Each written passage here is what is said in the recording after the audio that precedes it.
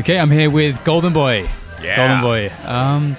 It's really cool to see, to be able to get this opportunity to talk to you, because obviously you don't actually do a huge amount of CS stuff, which is something that seems to be maybe changing, or how do you feel about that? Yeah.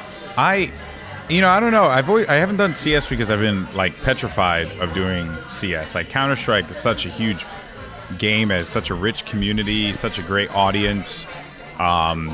And I always just was like really, really afraid of doing Counter-Strike because of that. And I mean, yeah, what I wanted to change, I mean, for sure. But, you know, there's so many great desk hosts in Counter-Strike already. Like, you know, you got the likes of Machine, who's just phenomenal. Moses, when he decides to do it right. Guys like, although Richard hasn't done it in a hot minute, or Stunna, I think he started doing it at DreamHack. So, you know, I didn't want to be like, I didn't want to do a Counter-Strike event unless I felt like really confident. And luckily, like, I feel really confident with ELEAGUE. So I felt like I could do a CS event with them, kind of get that one under my belt, see how I feel about it. Because I've been watching the game for years. Like, it is, in my mind, I view Counter-Strike as like the football or soccer of esports. It's like the beautiful game. Everyone plays it. Everyone knows it. Everyone respects it. So when you go into it, it's like a really, really big thing. And I just want to make sure I did it right. I have to say, I did a faux pas, and I did not set the scene. I didn't set the scene, so I'm going to just rewind this a little bit, and we're going to come back to that. Yeah. And we're going to set the scene. We're in the bar here, the Margot, the Four Seasons in Atlanta. Four Seasons. Doing the ELEAGUE Invitational. They treat us very well. They really do. They treat us very well. Spoil us. Absolutely, yeah. It's a great change. It's refreshing. I just came from the Albert Power Masters just last weekend. This is a great change of scenery for me. So we have our drinks coming, so I think that might be your one on the way. Yeah, I think I got a... yes. All right. And yours will be up shortly. I just brought the jalapeno from the kitchen, so she's going to make it right now. Thank you very much. What did you get, Dan? So I maybe... Should I spoil it? I'll spoil it. So I got a skinny spicy margarita. Wow. Yeah. Okay. Yeah. I actually love Bloody Marys. And as I was coming down, I was like, well, we're going to a bar. I should get a drink, you know? Yeah. And then I thought, but a Corona, I don't know if I want to do it. That's my go-to, is a Corona. And I don't really do cocktails all that much.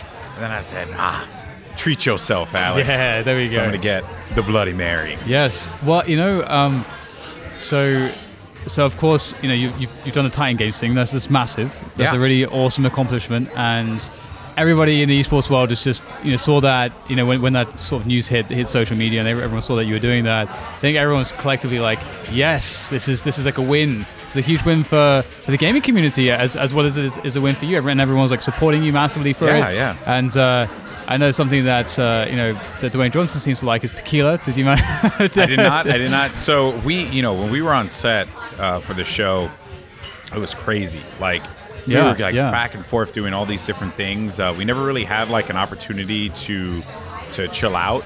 And so like Dwayne Johnson would come in, he would have his moment, right? They introduce him. Then it's like, all right, great, we're done here. Now let's go to the booth. And then he'll do his throw. He'll send it to us. Then we call the game. At that point, Dwayne Johnson's already preparing for the next segment.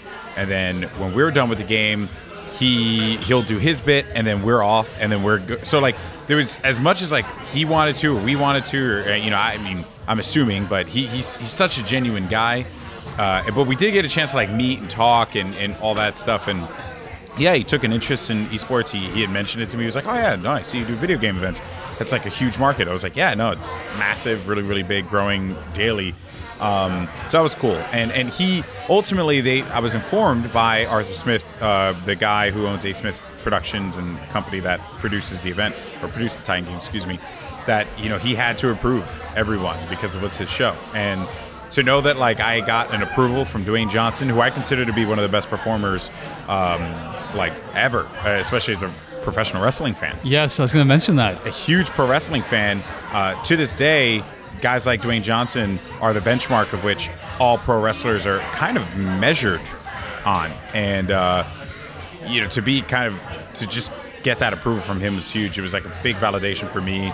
But one thing you had mentioned that I thought was interesting was like, you know, for esports as collective whole, everyone was like really excited and rooting for it and happy. And I think you're right. Like, I think it kind of showed that we have that capability of being able to do this thing that only at the time was exclusively available to broadcast journalists and people who were from the TV world. NBC were very, very specific, and they were like, we don't want just another sports guy. Well, what they said was old white guy, but they don't want another sports guy doing it. I think, that was more of a joke rather than it was like more, it was definitely a joke, but they made a lot of sense, right? Like, it doesn't matter what it is, like an old sports dude like doing this thing, like they didn't want that, and they wanted to trend younger, and we found me, and although I'm not a spring chicken, I think there it is, skinny with a jalapeno skinny and everything. Spicy marg has arrived. Skinny spicy marg, it's here, folks, and it's as beautiful as you can imagine. Succulent looking, dare might I say.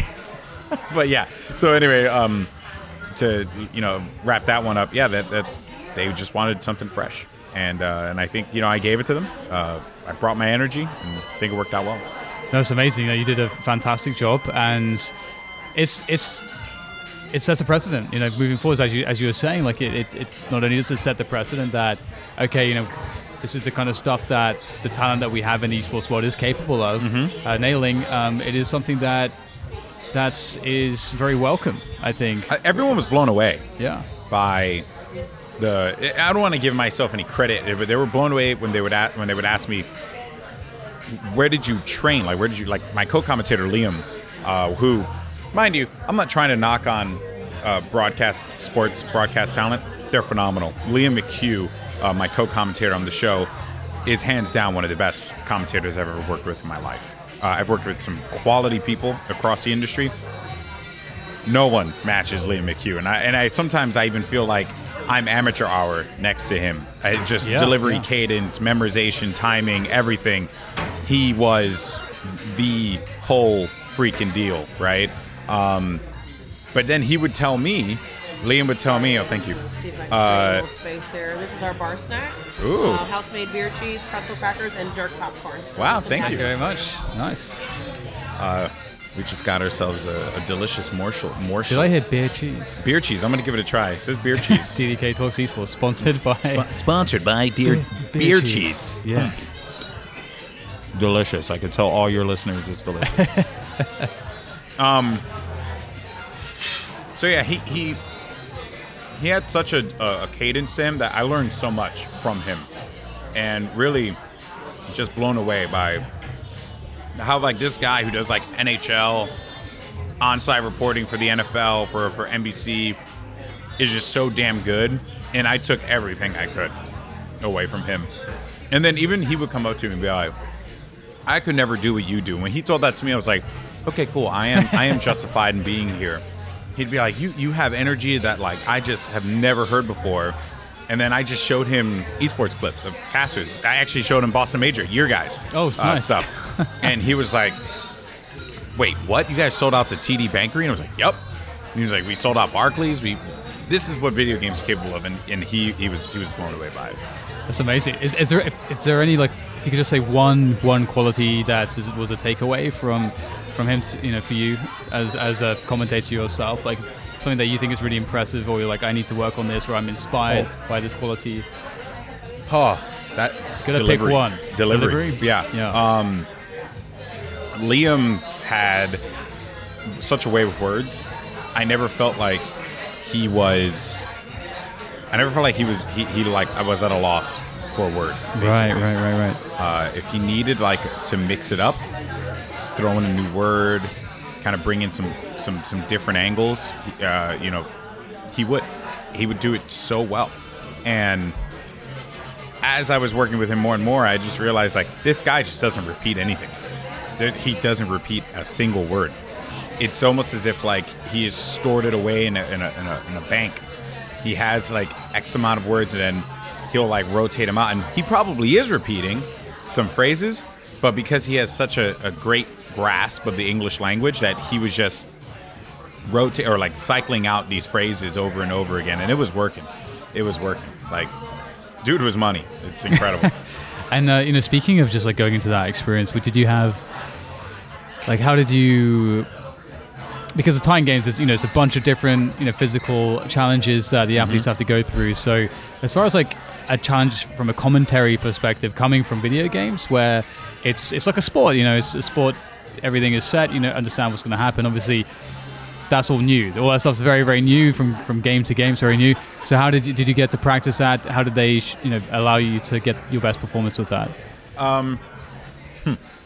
So there was no prep per se, because all the games were brand new, right? No one had ever seen these things before. Do they work? We don't know. Honestly, like there were some times where we had like these games and production company would come in and be like, we're cutting it because it's just not going to work. So as far as like prepping it, what was really awesome was that A. Smith Productions or A. Smith Co., they gave us like these, and just so you know, this is the same crew that does American Ninja Warrior. So they are very, very good at this kind of thing. And what they did was they would provide us these one sheets with like the competitors, where they're from, their strength, like what they measured high on, like things like that. So we had these one sheets, and then we also had descriptions of what these games were. So it was like hammering ram. Take a hammer and you're swinging it using your upper body strength and swinging motions, and then so it would like explain what the game was, but we didn't see it. So visually we had no idea, but we just had to read through this and like memorize it. And then there were some like videos that they provided of like tests that they did of the games, and so that would give us like an idea, but they were like shot on a cell phone. They didn't really have like a clear example of like what they were doing when they were done with the task. Like hammering ram, for example, we didn't know like when they were breaking the door down that they would have to run and grab the victory chain. Right. Okay. Yeah. So that was like thrown in there at the end. The whole thing was that the door would break and then the person would go to the center and raise their hands and like they win. But I guess like they then determined we need like a thing that like signifies that this is over. So that's why they implemented the victory chain. So you grab the chain and then you're done, right? But that wasn't like visible before. So our first call of hammering ram like was really just caught us off guard. But what was cool though was that we did each game in a row. So as you watch the episodes, just know that if we had like a game done, we did 5 or 6 of that game in a row. So we never we didn't film the shows episodically. We filmed it modularly, so that it was like 5 hammering rams, 2 power vaults, 3 Herculean pulls, 3 this, 3, and that's how we filmed the show. And we were just swapping wardrobe out each episode. Right. So we had to, and that became infinitely harder because then, like, we also had to treat each game as its own thing, as it sat on an island, which was a lot more challenging to commentate because we didn't know when this game was going to be aired. And even until like the end, when we did when we aired the first episode, like they showed Herculean Pull with James Jean Lewis. We shot that second. That was the second Herculean Pull, or sorry, hammering ram game that we did, but yet it was the first aired. I see. Okay. So as a commentator, you know, we reference things all the time. I couldn't do that at all because we had no idea when they were going to be aired. So the only thing that we were able to reference was when we got to either the Mount Olympus runs, which didn't really matter because the Mount Olympus runs are so different. The only thing I can say is like, we know this person's strong. That's it. That really doesn't provide much detail. And then when we would get into the Battle of the Titans, that's when we were able to reference older challenges and stuff like that. And that's going to be coming later in the season. So that was the only time that we could like actually talk about stuff, which became very challenging. So a lot of new skills that I had to develop doing this show because it wasn't like anything else I'd ever done before. That sounds like a lot of fun, like figuring out all these challenges. I think it can be very easy sometimes to get I mean, that's the thing with esports. One of the reasons why I love Counter-Strike is that it has so much diversity, and one of the reasons why I love commentary and video games is by jumping to various different games, you have all these different challenges, but it can get kind of samey. So I love that sort of element of dynamism, getting being kept on your toes and so on, and I mean, it seemed like it went very well. So yeah, I mean, it's going pretty well right now. I think everyone's really happy with the show. Fans seem to really dig it. And, I mean, it has Dwayne Johnson. He just craps success. Yeah, basically, yeah. And this show is no different. It was NBC's first Thursday win in 2 years. 6.5 million people watched the first episode alone, and who knows, like, how many more have followed from there. So, yeah, the show is it's crazy, and, I'm hoping we get to do a season 2. It'd be sick. Yeah, and like, this is obviously, when it comes to talent in esports, maybe you break across a different game or 2 or 3 sometimes, and then it's harder to be a commentator because you're not as much of a specialist, because you're having to split your time. But breaking into just game shows and television in this way, that's a big change. So do you anticipate? Does this open the door for you with regards to other opportunities in that realm, do you think? I don't think so. Or is it just something where it's like, we'll see? Yeah. My like management team, CSA, who you know very well, they feel like it will open doors. Talk to Kurt all the time, my buddy, and he's also my manager, and he's like, this is going to be big. And I'm like, I'm not doubting that it's going to be big. Yeah, I mean, it has been big, right? And a lot of people do recognize it. Is it going to suddenly get me a show about video games on TV? Probably not. I don't think so. But then again, if you would have told me that, last year, at the start of 2018, that at the end of the year, I'd be one of the commentators on a primetime American TV show, I'd be like, nah, you're lying. That ain't true. That's definitely not happening. With Dwayne Johnson later this year. Yeah, like, what kind of sick joke are you playing, man? Yeah, right.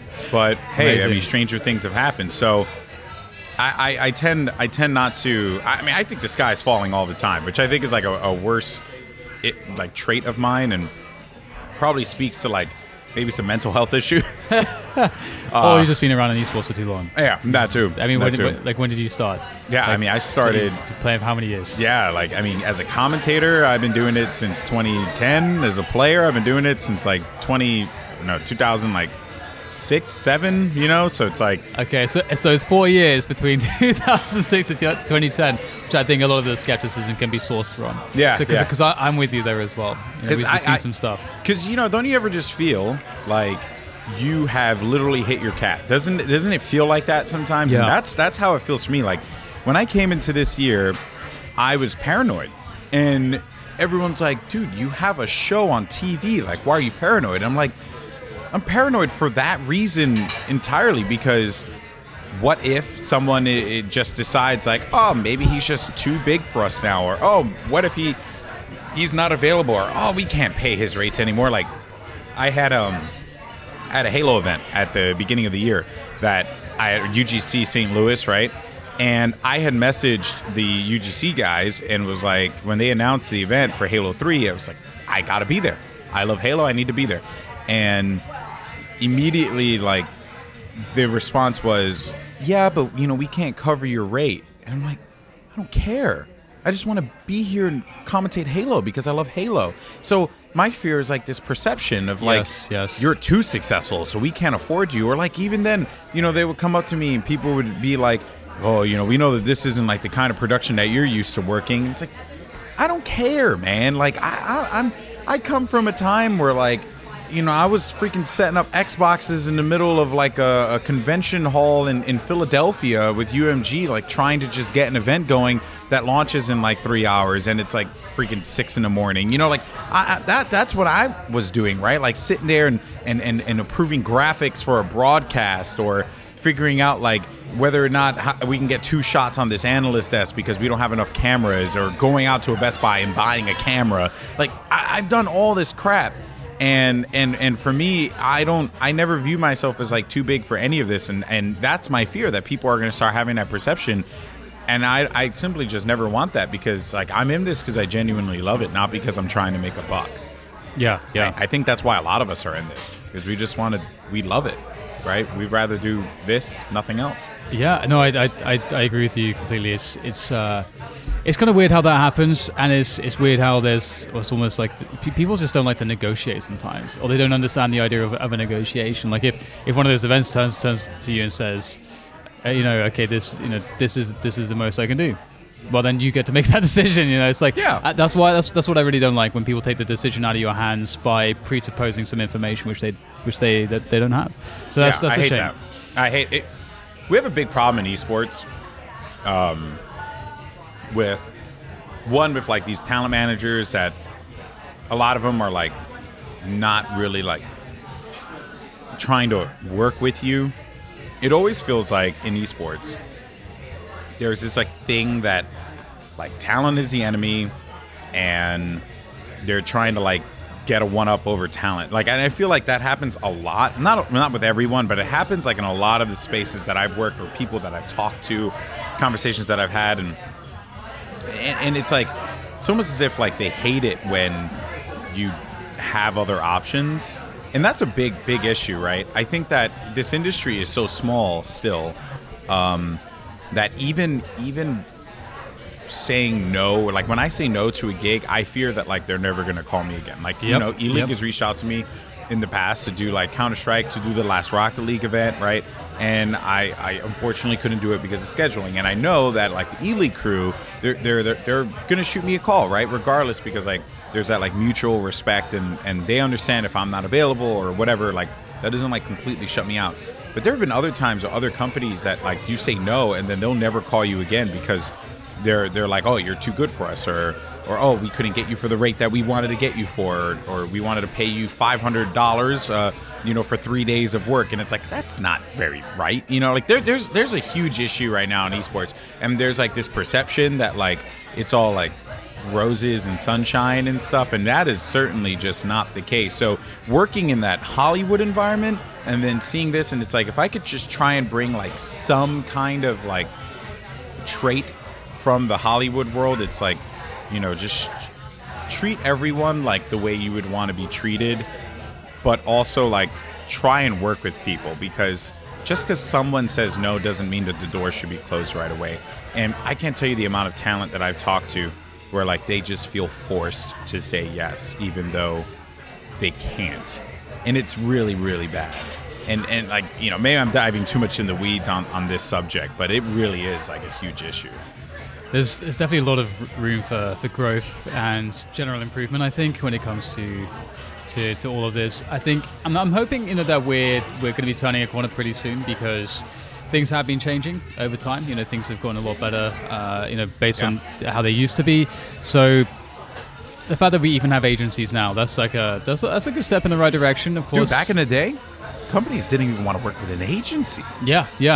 And it's like, I don't want to be that guy, but the reason why I have an agency is because I don't want to have to deal with those negotiations. Yeah. Right? Like, I don't want to deal with that. That's not good.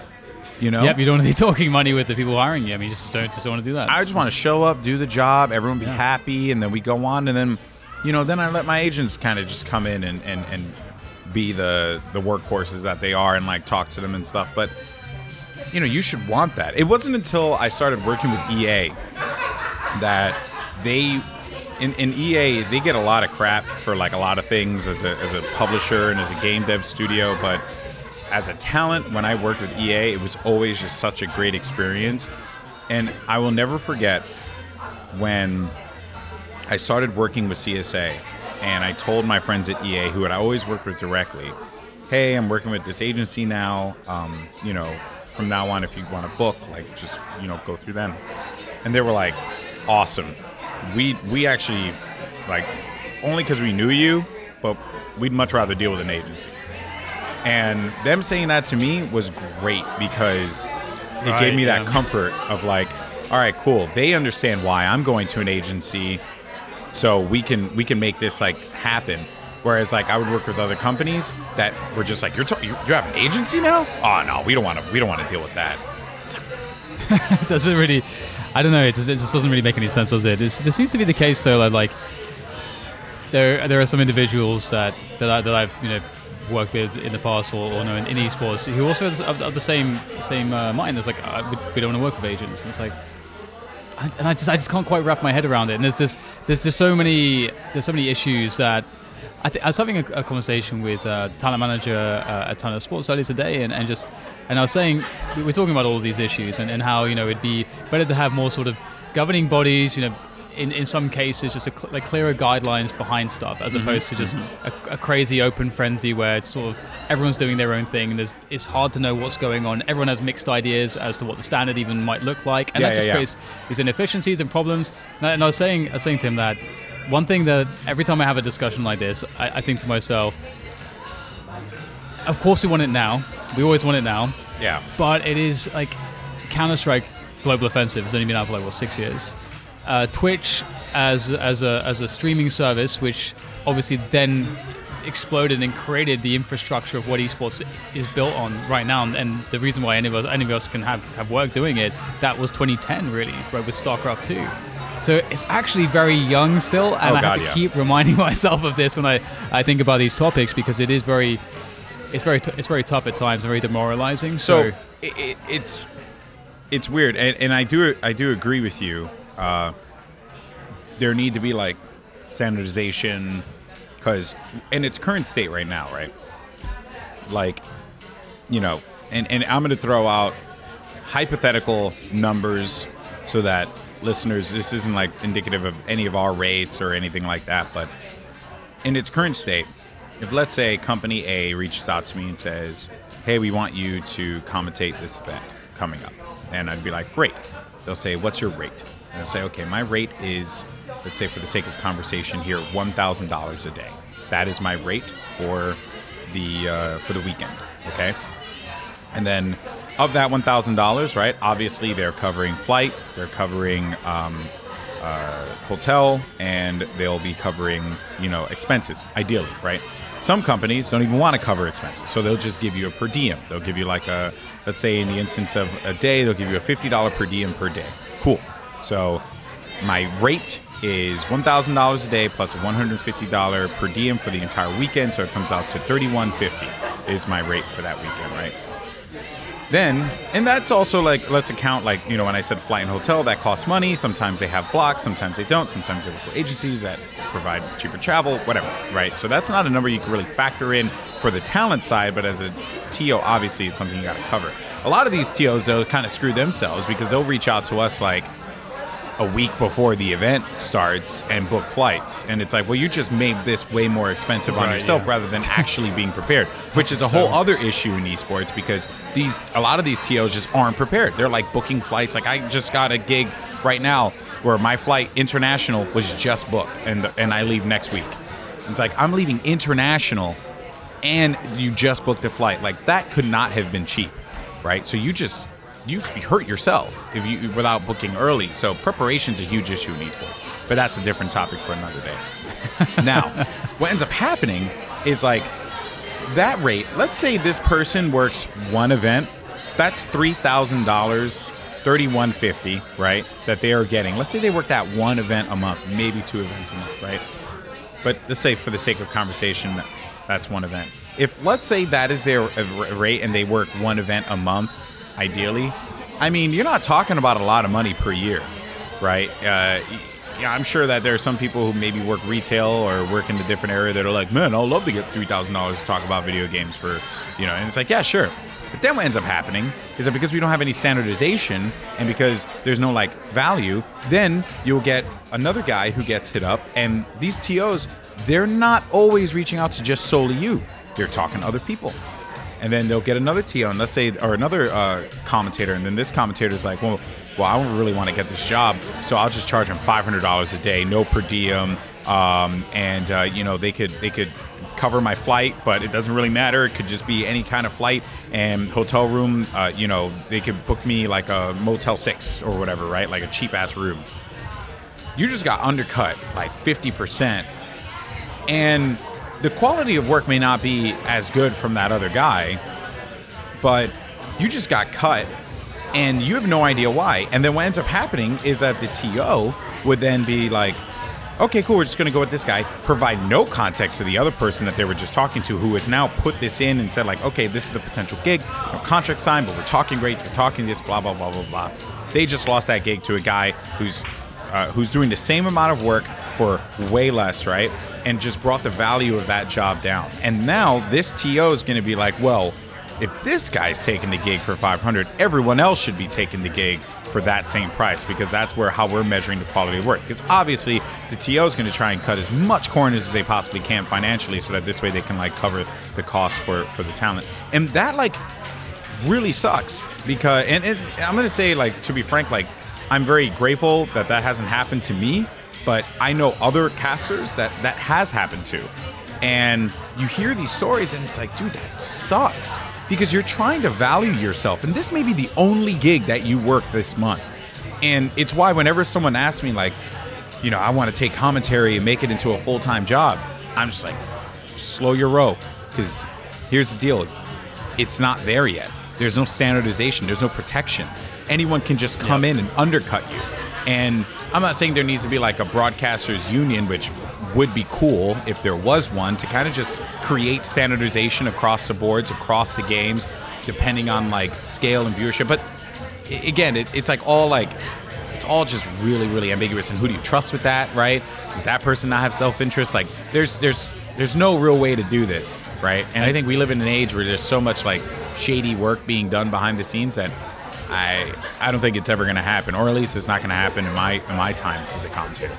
And that's like one of the interesting things as well, because like I don't think that guy who's, let's say, undercutting somebody else is to blame either. Like that guy's like, you know, he's going after his own interests. He wants the exposure. He wants to get into the circuit. He's not doing anything wrong. He's looking out for himself. You can't blame a guy for that, right? Yeah, sorry. Absolutely. And that's kind of we're like in that interim phase, aren't we? Because a lot of the TOs, as you say, who are doing a lot of the maybe.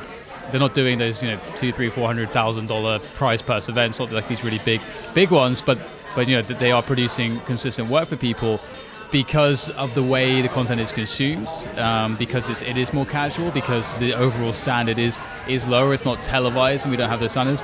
It doesn't matter as much if that guy is not as good as the other guy. Like, it doesn't, like that doesn't matter quite as much. And I think that's actually something that for me in the past I've felt like, you know, like, how much does it matter that objectively I might be better than this guy? Like, you know, in some cases it just doesn't matter, and that's kind of like what I think, speaking to what you're talking about, which is kind of a scary thing. And you know, going back to the kind of doom and gloom, which I feel this, like, you know, either I get up and I you know, I think to myself, esports is growing massively, big future here. My first 3 years as a commentator, I was consistently, like, every few months having feelings of, is this worth it? I feel like I might need to quit this. I really need to reassess my options. And that happened many, many times. And then, you know, comes 2016, you got Turner Sports, you know, doing something, reaching out to get commentators and stuff. And I'm like, oh, this is going on television now. Okay. Yeah. I didn't predict that. I didn't think that there was that path available. And Very so then, true. so over time, you know, I'm starting to feel like there is more stability, and I have reasons to be more positive. But also at the same time, I've seen all these crashes. I've seen all these scams. I mean, we have currently at this point, I think everybody's worried about money, because a lot of tournament organizers struggling to make money from their events. A lot of team owners, their net value is massively inflated. And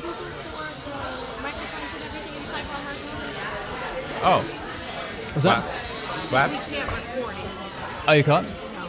Oh. Let me pause this. Do you need a room? So we've been evicted from the bar, as you may tell, because there's no background noise, which apparently we're not allowed to record in there. So they try to move approval, us. Dan. Yeah, I need approval. Some guys with what was it? Some guys in like suits came over. Yeah, like some security guy, I guess, like saw us and flagged us down, and then the manager or someone came in to inform us we couldn't record, to which point she then found you a suitable location for you to record, but that was not good for whatever reason. It was not allowed. even though she said you could do it. Seems like the security guard just wanted us out of there. Maybe Charles Barkley was coming in for a nightcap. Who knows? It's hard to know.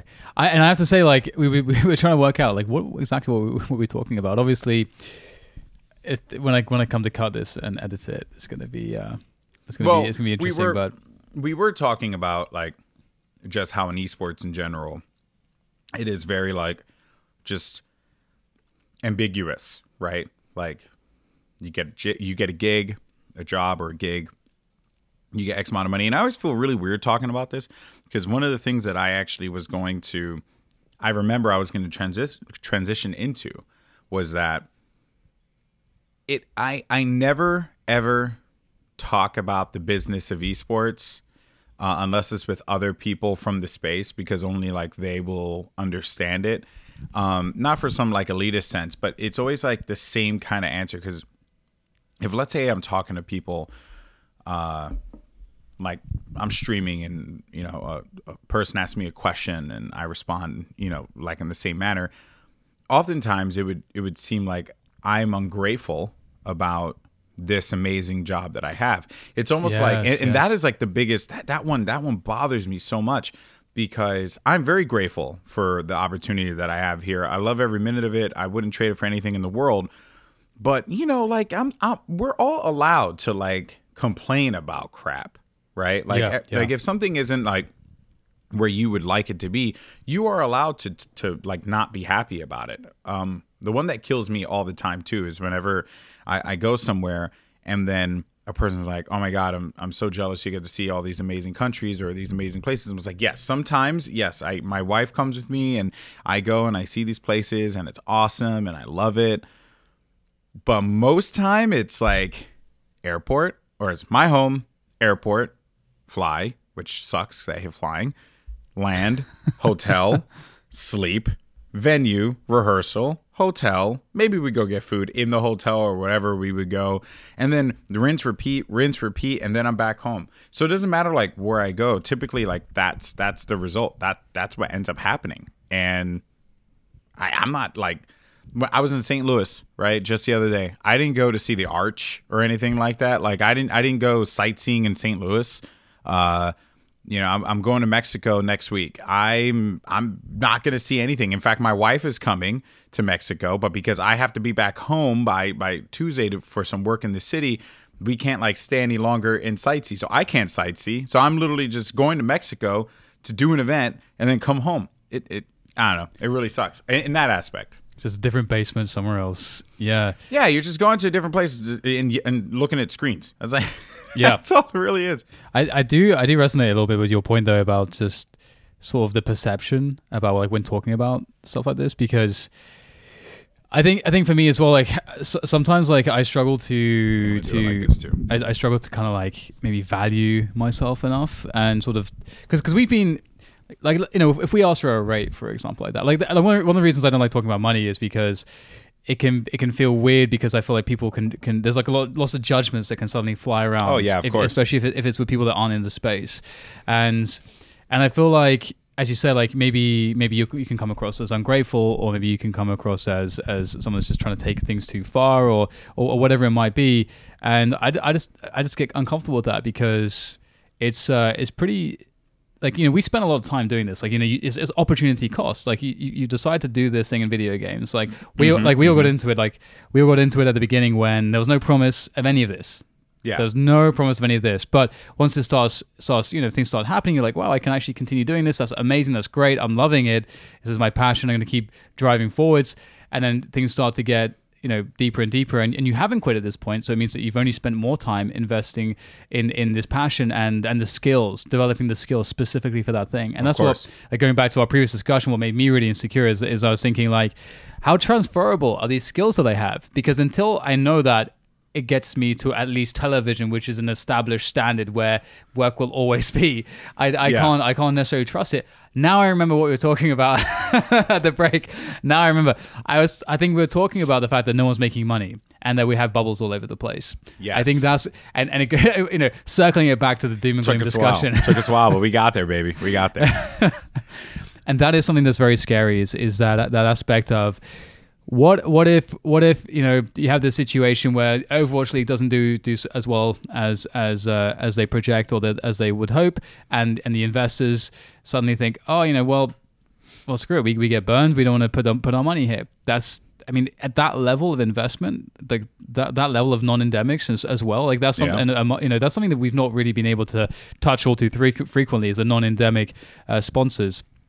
And so if those people get burned, and all these, and like, let's say all the teams, you know, the valuation of most teams is something that's ridiculous if you look at their actual revenues. And if you looked at any startup, you know, you would look at a startup and you'd be like, oh, well, that's just fake growth. That's definitively what it is, fake growth. You have very limited revenues, an enormous investment, you know, valuating the company as something very, very vast. So what happens? You know, what happens in the future? You feel like it's hard to find a positive spin on that. Yeah. So there are, of course, esports. The beautiful thing about it is that we know that it is a medium that is just magical. It's a magical medium.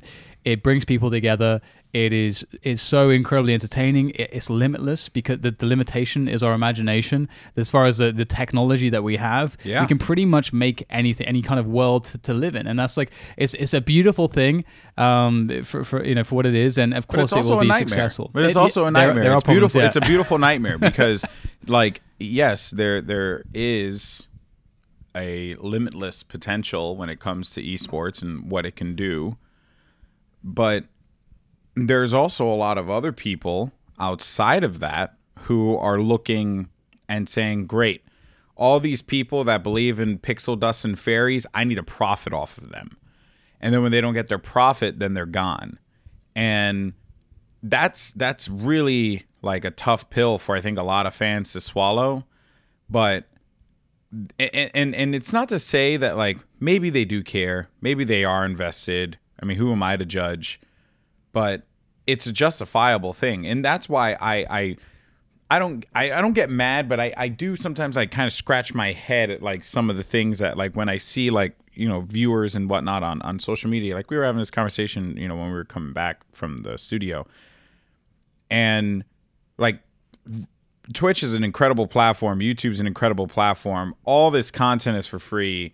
All of it there is made available to you right away. The second MLG tried with StarCraft 2 to try and do a pay-per-view type system so that they can, like, make some money off of this. People lost their collective minds. And, you know, maybe one can argue that it was not ready at that time back in the day, and that is a justifiable thing.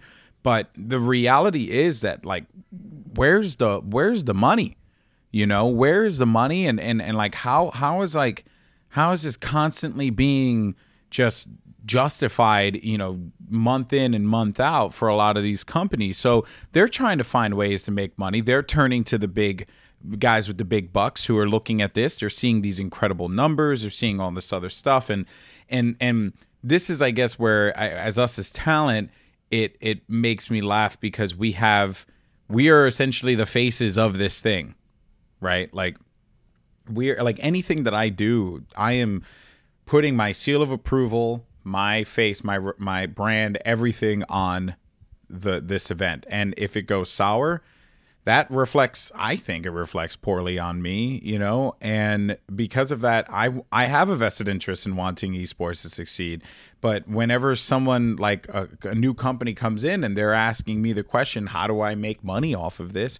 As a person with a vested interest in the growth and success of esports, as a fan and as someone who works within the industry, I have to answer that question honestly and say, like, I have no freaking clue.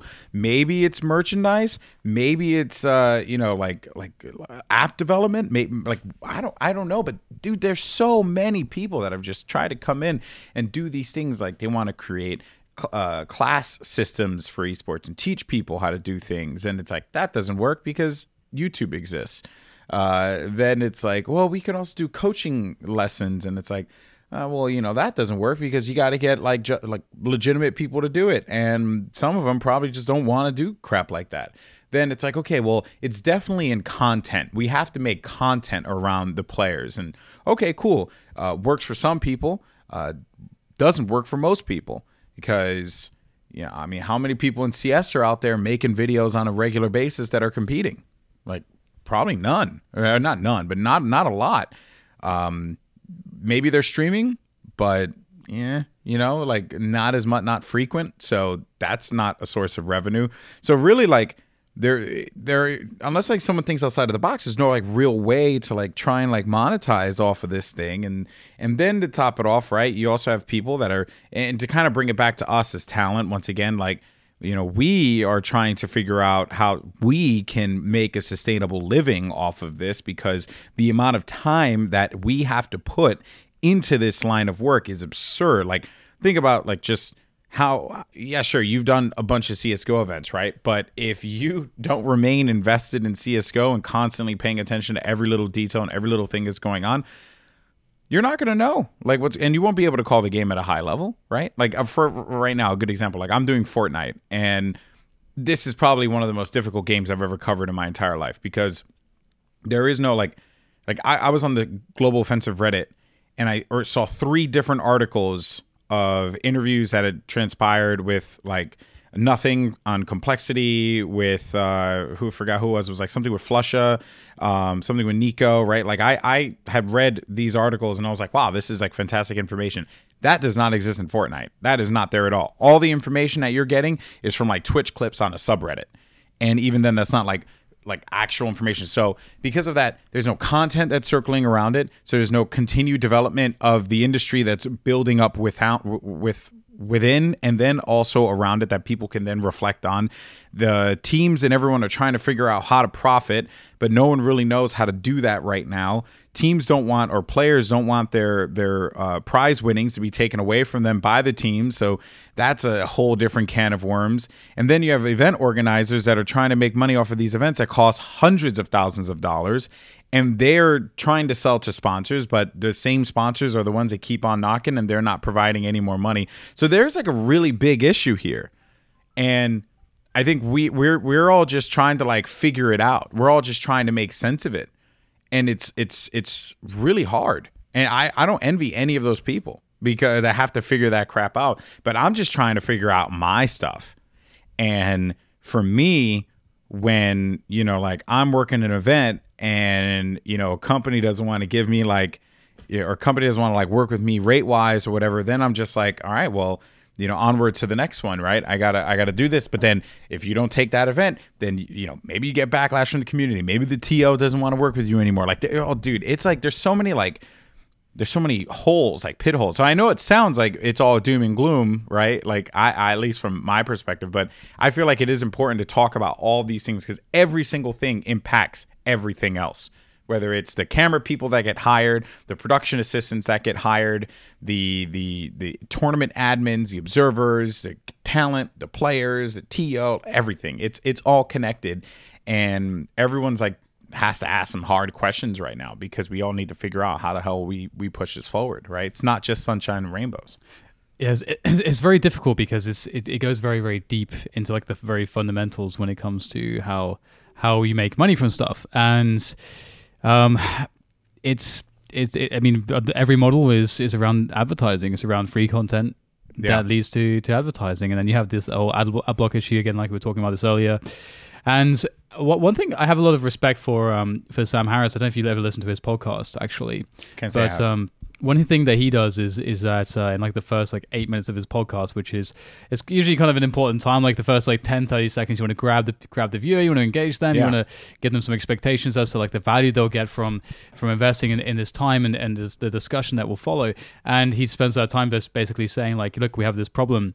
This problem is the fact that we have like we have weirdly misplaced our values insofar as like what we think is worth paying for, because when it comes to like, you know, podcasts, you know, people expect it to be completely free, and that's the way it is. Podcasts are free. Like, I mean, maybe you know, most podcasts, you know, people will say, oh, you know, if you want to support it, you can donate some money and this, that, and the other subscription models like that. But the content is free. Otherwise, you wouldn't be able to get the content, because the general expectation is for it to be free. So no one's just going to pay for it. So, and then the point that he makes, or like one of the things that really struck me when I first heard it is he said that people are very happy to pay $5 for that Starbucks in the morning, but if you were to pay like $5 for a podcast where maybe it's a discussion which is going to raise some very profound ideas and could inspire you in some ways or give you some insights or help you to learn and grow, like these are like very, I think, profound ideas and things that should be valued by all people, and I think that's one of the reasons why I think this medium has taken off is because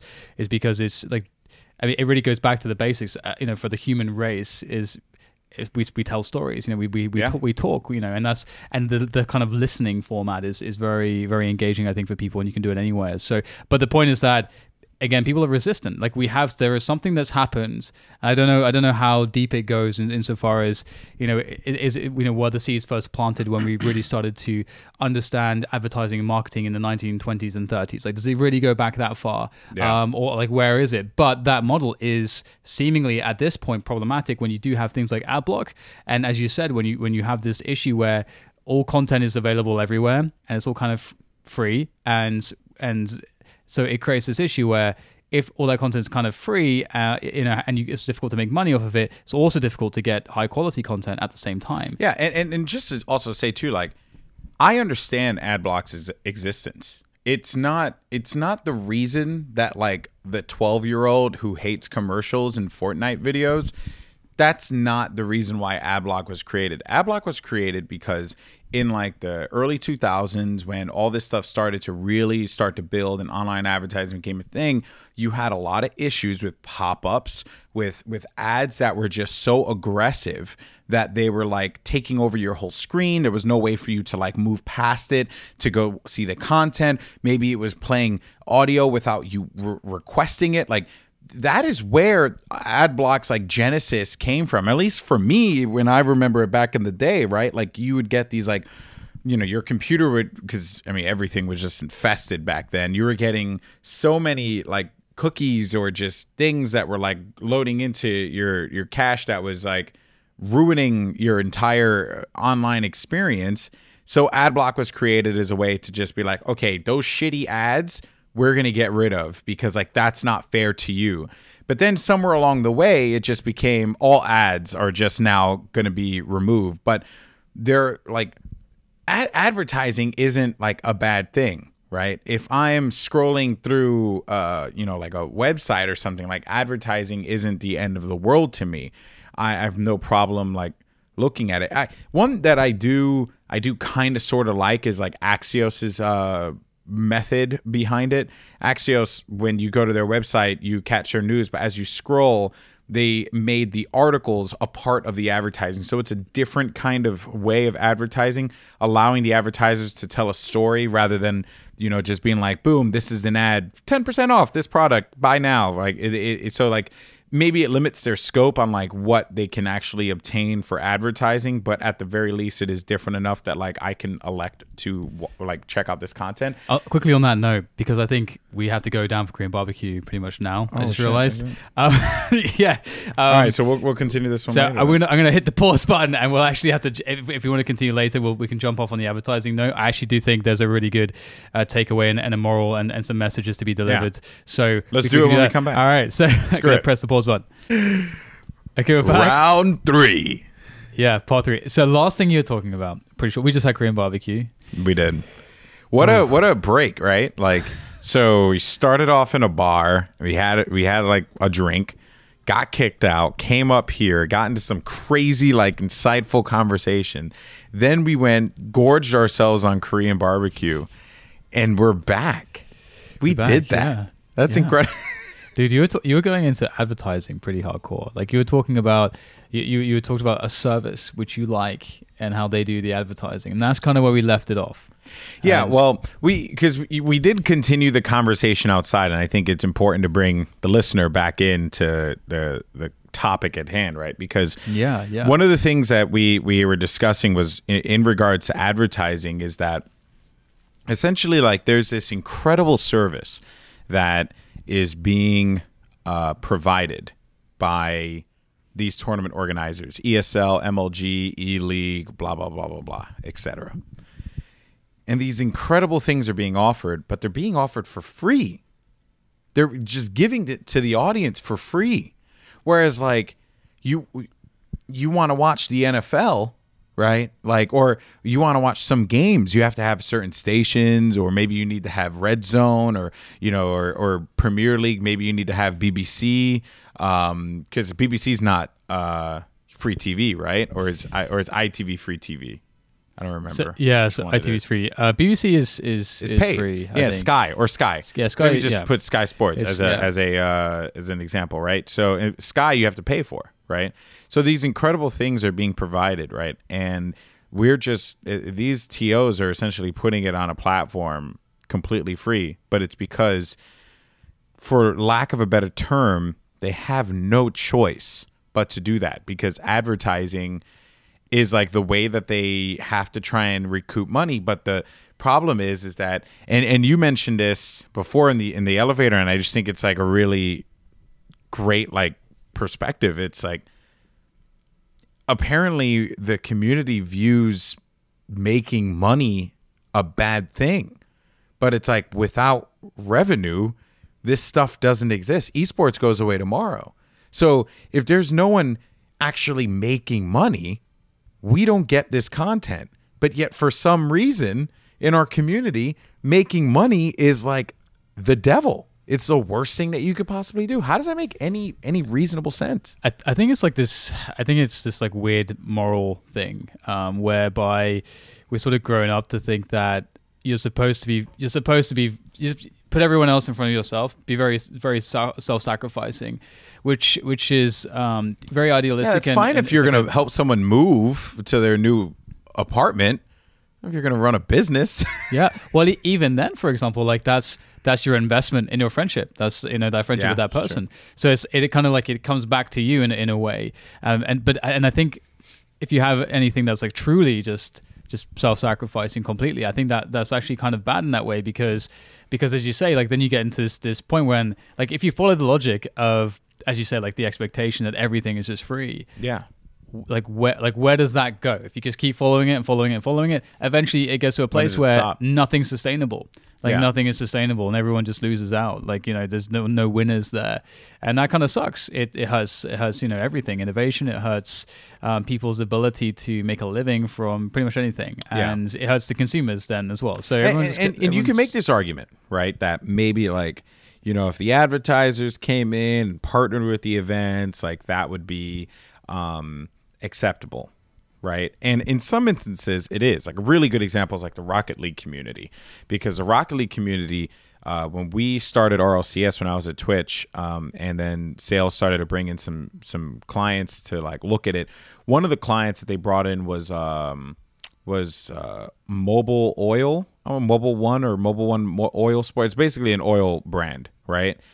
And they brought this company in, and because this company supported Rocket League, this community was like, we're going to support you. So they were buying Mobile Oil because they wanted to support this brand, or Cup Noodles or Cheez-Its or whatever. Like they were like, okay, we're buying this stuff because we're supporting this brand. Like they're supporting our love, so we're doing that. But not all communities are like that.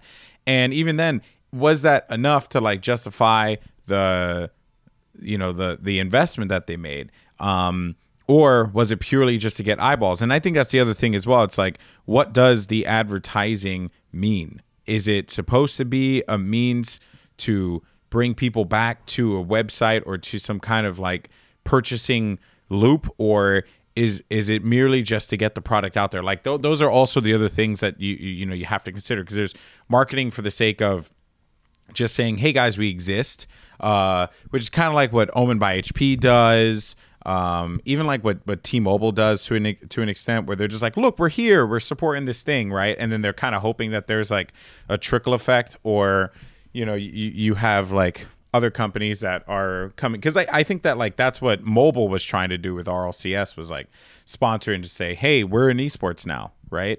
So that's that. Use our oil if you can, if you'd like to, here it is. And then the Rocket League community responded in turn, but not all communities are like that. I wonder, like, I think that's also the question that needs to be asked. But even then, though, it feels like it is a burden to the viewer that these advertisers exist. Like, I don't know how directly involved you were with this one, but the Venom situation that happened with the Venom movie, and he interrupted. I don't remember what event that was. Yeah, it wasn't me. I have no idea. Yeah. But do you remember that event though? Like, no, you have to remind me. So basically, it was a CS:GO tournament, and they had the Venom movie, and they were advertising the Venom movie, and it interrupted a death segment.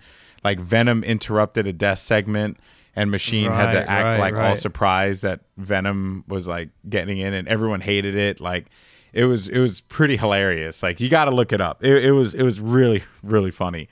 And everyone was like, that was like the worst product. That's terrible. Like, right in the middle of the show, like, that's just annoying. And it's like, they're trying something different, man. Like, they're just trying to like get people to talk about the movie. That's all it is. Nothing else. Like, running a commercial, running a trailer and a logo is one thing, but like integrating into it is I think a better road to take. But yet for some reason it just feels like people just are allergic to that. Like, they just do not want it whatsoever. It's interesting too, because like, I mean, no one kind of likes advertising in a way. It's like what was a good comparison or analogy? It's like someone coming up to you when you're having a nice dinner or something like that. Like that guy that you're an acquaintance with, but he thinks you're better friends than you actually are, and then he sits down and starts like talking to you, but you can't find like a good way to like really. I'm sorry, I did that last time. I didn't really mean to. and that's kind of like what advertising is, isn't it? It's like sometimes it might be a somewhat okay, like an okay idea or an okay time, but you just don't want to feel like something is imposing on you in that moment, and it feeling like that's somehow tainting your otherwise really nice experience. Everything else is great, and then there's something like, but then what else are they supposed to do? What else, right? If you're not responding to the video that's being run during the stream, and you're not responding to the logo that's being there, then try integrating. And if you're not responding to that, then at what point do the advertisers just say, well, screw it? Like, clearly this market doesn't give a crap about what we provide. That's like another really interesting question as well, because the idea of what the market is super important. Like, I actually throw massive props to Instagram, because I like Instagram's like, I actually like however they do the targeted advertisement works really well for me, because like I always like see stuff, I'm like, I think that's cool. Yeah. Like, and there's a lot of stuff where I have actually bought directly because I've seen an ad on Instagram. Yeah, and I'm like, that's cool. I think that product's pretty cool. Or, or something similar, or something where I'm just like, I think that's kind of cool. And it's a really interesting idea, because however they've managed to target that advertising, they obviously understand to some extent, either it's a combination of my browsing habits, my interests, and all that. And it reminds me of like what advertising kind of really is. And I think you were mentioning that before, where it's about assessing the values of that person or that market. And then, for example, if it is let's say it's a huge tournament, or let's say like the major or something. The major is like a very precious, special moment for a CS:GO fan. It's a huge part of your year, and those moments will be immortalized. That experience will be immortalized for a very long time in your memory, and the feeling, the emotions of it. And so any brand that you see sort of just there with it, kind of by association, becomes part of that experience, part of that moment of your life, and maybe part of your lifestyle by the association with CS:GO. So getting that right is pretty difficult, I think, and especially when we have such a wide market. Like, the market is kind of global, which is something that which is also another problem in itself, right? Because like people can't, like companies just can't market to Europe because there's just no target in Europe. So like, it doesn't really matter. Right, that it's in Europe. I think, like, harkening back to RLCS, I specifically remember. Oh my God, I'm trying to like there. I remember it was not the company, but I remember there was a company that for a segment we had. I think it was Geico. Yeah, it was Geico. So Geico sponsored a segment in Rocket League, but it was only in NA. They couldn't do EU. Yeah. And sometimes EU had better games than NA. So, but they weren't getting that exposure. So yeah, you're right. Global. It's very difficult to like solve that. It's quite a predicament that we're in at the moment, because as like let's run this idea. I had this idea when you were talking earlier. You used to work at Twitch, so you might have even better insight into how this question could work. But what if Twitch for use of their service? What if like a Netflix. I mean, it's not all that different. It's just a centralized content for gaming. Why not Twitch? Just say if you want to use Twitch, you have to pay some money, pay a subscription. Yeah, I mean, does it make sense in concept? Yeah, it does, because there's hundreds upon hundreds of millions of hours being consumed of content on Twitch, even right now as we speak. It's a behemoth. But this kind of goes back to what we were talking about before, where like if you go to a kid, and I think that's the other thing too, right? Like to bear in mind. So it wouldn't work for a platform like Twitch, for the reason that your audience is younger. It skews younger. Yeah, everyone says the 16 to 24, whatever demographic, but the reality is that there are a lot of kids watching this platform, for better or worse. And if you were to do that, you're essentially locking them out, because like mom gets value out of Netflix because she can watch Netflix. So dad can watch Netflix. But is mom really going to watch Twitch? I don't think so, right? And then at that point, there's so much competition in the space that like if Twitch were to do something like that, like a Mixer would come in and say like, we're not going to do that. And then this kind of goes into what we're talking about with talent, with undercutting, right? Then they're going to come in and be like, we don't do that. Come to us.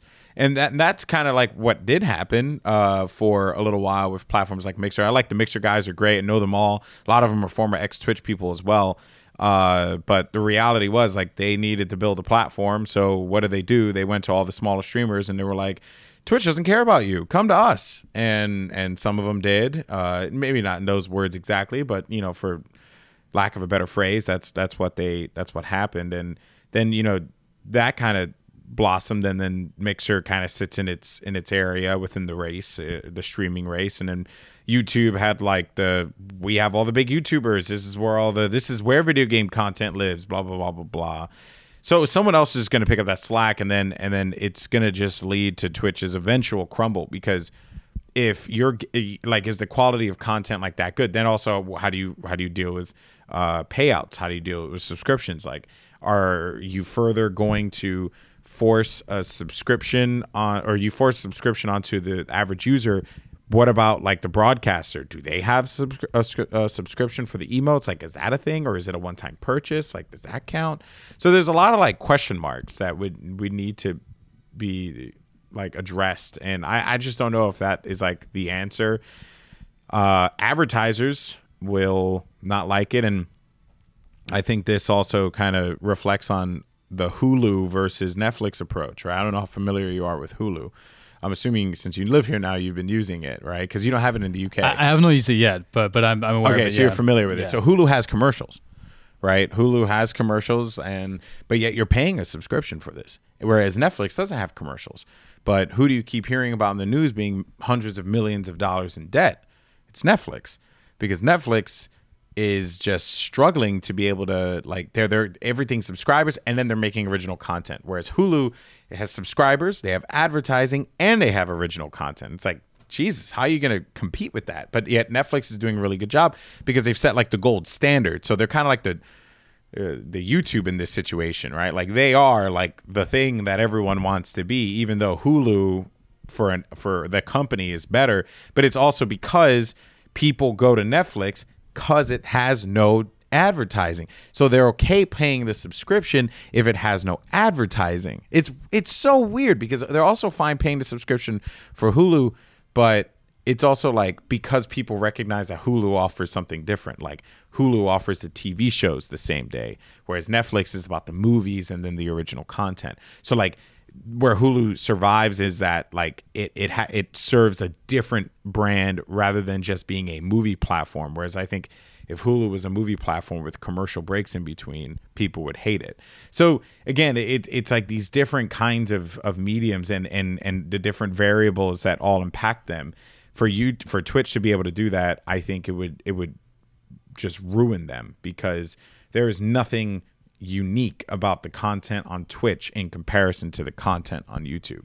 It's the same thing. picture-in-picture gameplay. I mean, that's a whole topic in itself that just hasn't really evolved. So, but then as far as esports is concerned, it's like I had mentioned it, like MLG inadvertently was the test subject for what could have been one of the defining moments of esports, right? Does a pay-per-view model work?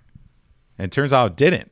I mean, they made money, but it wasn't like they never did it again. That backlash was crazy. I remember that back in the me day. too. I paid for a pass. I was happy though. I remember even back at that point, I was like quite stingy with my money, but I was like, you know what? At this point, StarCraft. I love StarCraft, and I have to see these games live. Like I have to see these games live. That's just what I thought. Well, my friends were going to do it because we'd been watching those games together, and I just didn't want to miss out. And the content was good. It was like really good content. Yeah, it was worth it. But then, think about Counter-Strike, right? Like, it worked back then in StarCraft because how often did you see the Koreans and the Western players go up against each other?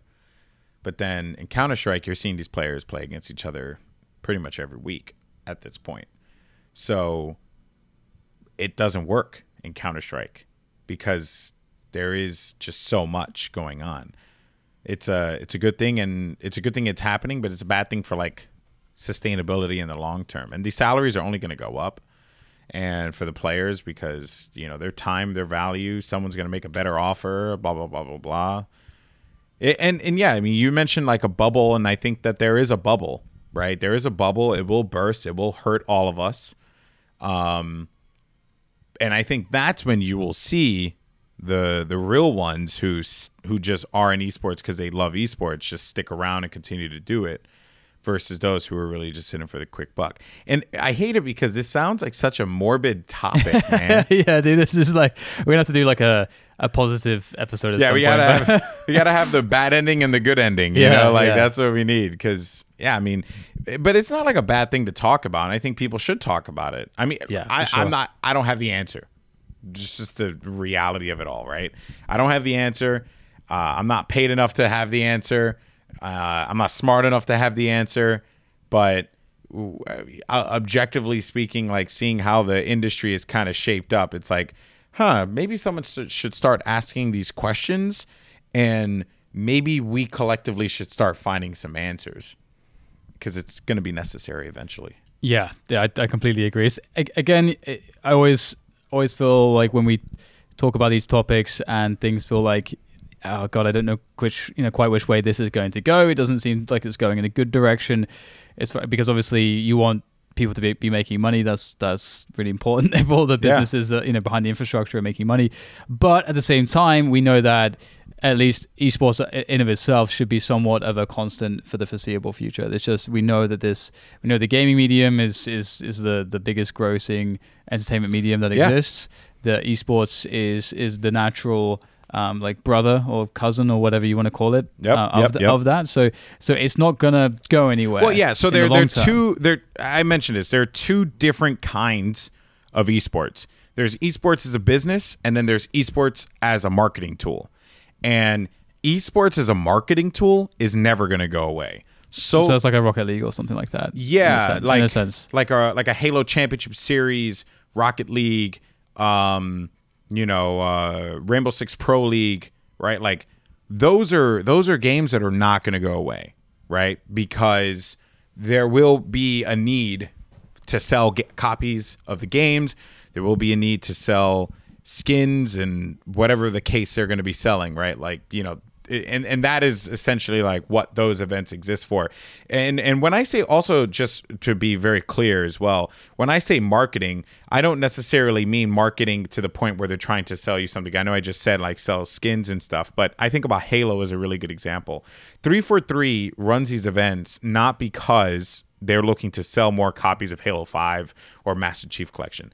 Master Chief Collection is 4 years old. Halo 5 is 3 years old. There is no like Halo 5, like new Halo 6, Halo Infinite's. We don't know when Halo Infinite's coming out. So there's no marketing being done for Halo Infinite. This is strictly being done to just continue to cultivate growth, positivity, and activity within the community. And that's why they operate their events. And Gears of War, same thing there, right? Cultivating that kind of culture and then keeping that going within the community until there's like a new opportunity for them to do that. So it's like community management more even than just esports in itself. But that's not a bad thing, right? But if 343 also wanted to turn around and sell like some, you know, content related to HCS or whatever on their Master Chief Collection, yeah, I'll probably support it and buy it, right? So if they wanted to, they could, but that's not the purpose of it. For some, though, it's about selling copies of the game or getting people excited. I would use Rainbow Six as an example, whereas Rainbow Six started off as a very, very just poor game and then developed over time to this like incredible title because Ubisoft put endless amounts of work into it. And then now they use like their 6 invitationals or their big major events. They'll use those to like show a new operator or a new map or a new like mode or something like that. And that's like marketing, right? Straight up marketing and maintaining the interest in the community while also doing a little bit of that community management as well. But then you have esports as a business, and esports as a business is Overwatch League, League of Legends Championship Series, or LEC, LCS, LCK, EPL, even ECS. Like these are businesses that they're trying to like profit, and I think more so than anything else, they're the ones that are going to feel this bubble a lot more than say like the Rainbow Sixes of the world. But what will be very weird is like, because the major system will never go away, right? I think because Valve just, I mean, what is it to them, right? They're making millions as it is, so they could just pump $1 million into a tournament and then let ESL or Faceit or whomever run it, and you know they'll be perfectly fine. But I just feel like when you talk about these businesses that center around it, they just need to be more careful, like what the expectations are. Team owners as well all need to be careful. You just can't go too far up too far down, I should say, that rabbit hole. And a lot of people are just soaring right down it. It's very dangerous. It's kind of crazy because you know so many people, players, for example, and I guess that people that are involved at the higher levels in some of these teams are going to used to like being paid pretty well. And if there is that big crash, I kind of fear for the many people that sort of, because the way people tend to live is that if you make more money, then your living standard goes up, you get a nicer apartment, and you have a more expensive car, and so on and so forth. So I'm just like kind of worried if that money does disappear at some point, you know, how that will impact the lives of those kinds of people. And none of them are financial managers. Like a lot of these players, like, I don't know if any CSGO player has a financial manager. I've been wondering that as well. I actually don't have any information on that. I was having a conversation recently with someone because, you know, the expectation is when you look at Astralis, you're like, this is the team that is one of the teams that makes by far the most money in Counter-Strike because they're so successful. Surely they have financial management in some respect. Yeah. Right? Surely each player is looked after in that way. Surely, right? But you're saying like surely, and yeah. I think that, you know, surely they don't. Like I don't think that they do. And in some instances, maybe, you know, they've already spent all the money, right? Like, I mean, who knows? I see a lot of these Overwatch players, and you know, they're rolling out there with their freaking off-white, you know, AF1s or their sorry, not AF1s, what is it, Air Jordan ones, right? Like, you know, basically they're rolling with some hefty gear, and you know that they spent a lot of money on that, and it's like, well, are they saving their money? Like, you know, and these are like not sexy topics. These just very blunt. Like, this is not a sexy topic. This isn't like something where you advertise a podcast and you're like, today we're going to talk about managing your money, and it's like, no, man, tell me about the latest, you know, and greatest Counter-Strike tournament or something like that. But like, these are serious conversations that people simply just don't have because they're not appealing. Mental health, another huge issue that is something that is simply not covered. And I mean, dear Lord, like, that is a topic that needs to be covered, especially in gaming, because a lot of these people, like, we all suffer from it, right? But it's not talked about at all. And there's like a lot of like issues that exist out there. And I'm hoping that like eventually we can get to that point where we have like this open and honest dialogue on it, you know? Yeah, I completely agree. The mental health thing it's a really big one. I think one of the gaming is a blessing and a curse for those of us who have any issues in that regards to varying extents, because it serves as a safe space and an escape from it. But at the same time, it doesn't necessarily fix those things. Yeah. But it can allow you to kind of function a bit more normally despite that. So, and then that can go on for many years unchecked, whatever it may be. And it's kind of the same thing. The same way with more or less anything. It always starts off as something small that you can just easily shoulder that, and it's like, it's fine, and I can easily adapt and deal with that. Then eventually, after some years, it builds and builds and builds, and then there's a big problem, and you're like, oh shit, gotta like deal with this now, pay attention to this now, and hopefully whatever it is, that's not too late, whether that is physical health or mental health. I think they're both the same in that respect. So, and that's another thing actually, that something that we don't really talk enough about it as well, or find ways to integrate well enough into the awareness, is the good and healthy like living habits, so that you're not horribly affecting your body when you're at a period when you're young, and you can get the most out of your body and set yourself up for the future in the best way with your body and your health, and avoid it's preventative care, effectively, mentally and physically. So these are really, really important things. And I don't know how necessarily what is the best way to make them sexy or to integrate them into the culture. But hopefully, I mean, I suppose what I would say with that is maybe it's like anything, and it's all about leadership, because creating a culture always starts with leadership, and we have to look to the leadership in the community to set the tone there. The people who have the most influence. That's another topic which is interesting. The people that have the most impact on culture and leadership aren't necessarily the best leaders, because they're really young people who are getting super famous on social media because they're famous Twitch streamers or whatever it might be that blows up.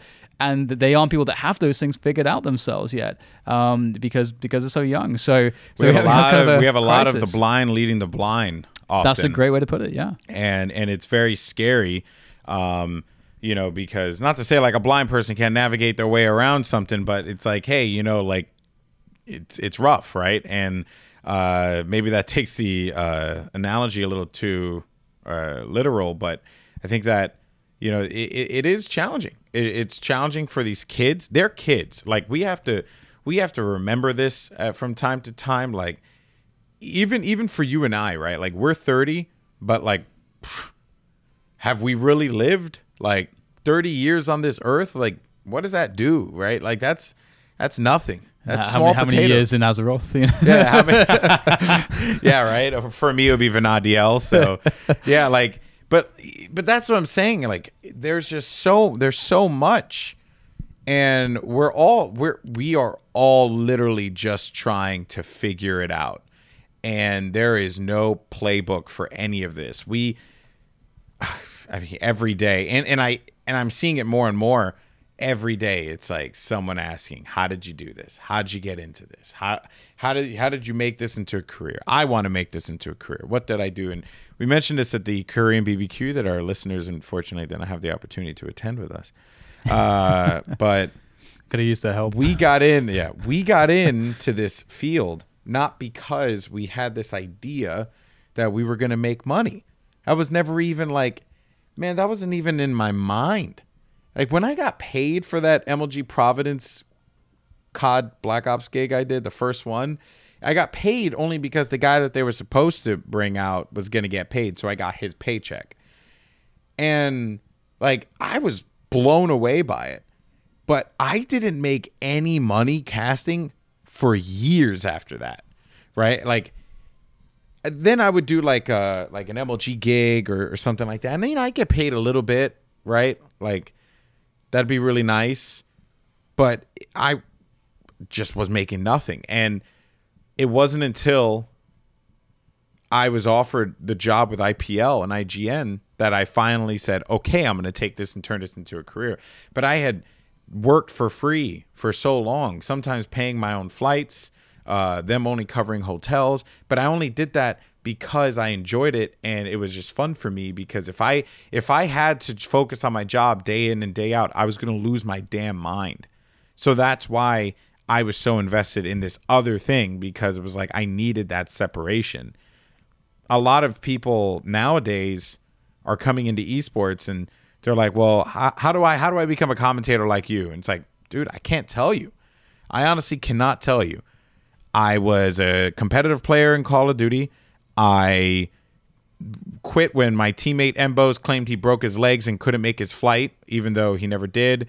I quit because I realized I couldn't continue to play a game and compete alongside 16-year-olds anymore, not with a full-time job and a marriage. I was randomly offered to commentate an Uncharted 3 free-for-all tournament at MLG Providence for like $50 because I just so happened to know the game, and Providence was a train ride away, and they would like cover my train, or my bus, which was $9, right?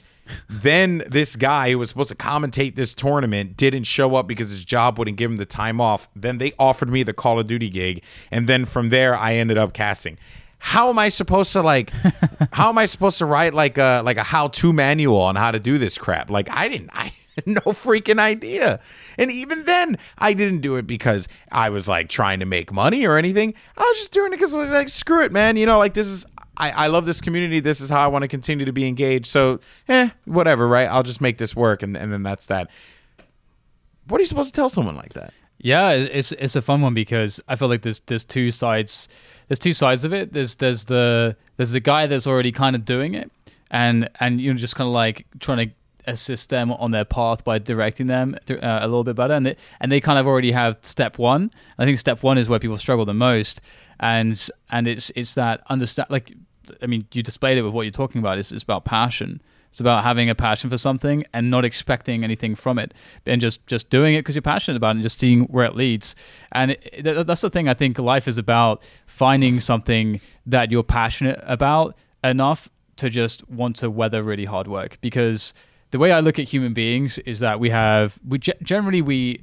always will try to take the path of least resistance. If you want to get all kind of philosophical over here. Yeah. I mean, if you want to take it from like an evolutionary perspective, pretty much the job of everything is to like the conservation of energy. That's like survival 101 as far as evolution is concerned. Mm-hmm. And so I think that our brains do this as well. Like we just, everything is about taking the easiest path. So to me, a good guidance as to what is worthwhile in your life as you grow is to find the things that are worth that you don't even think about where the resistance is. You just want to go and do it even if it's hard. Yeah. Because that tells you that you're willing to go past that evolutionary imperative to actually go and get out there and do something. And you're so right. That's where your identity could be found. People don't realize this, and yes, there is like certainly a path of least resistance, and I think that is exactly why I see and hear and just I get so many people who are just like,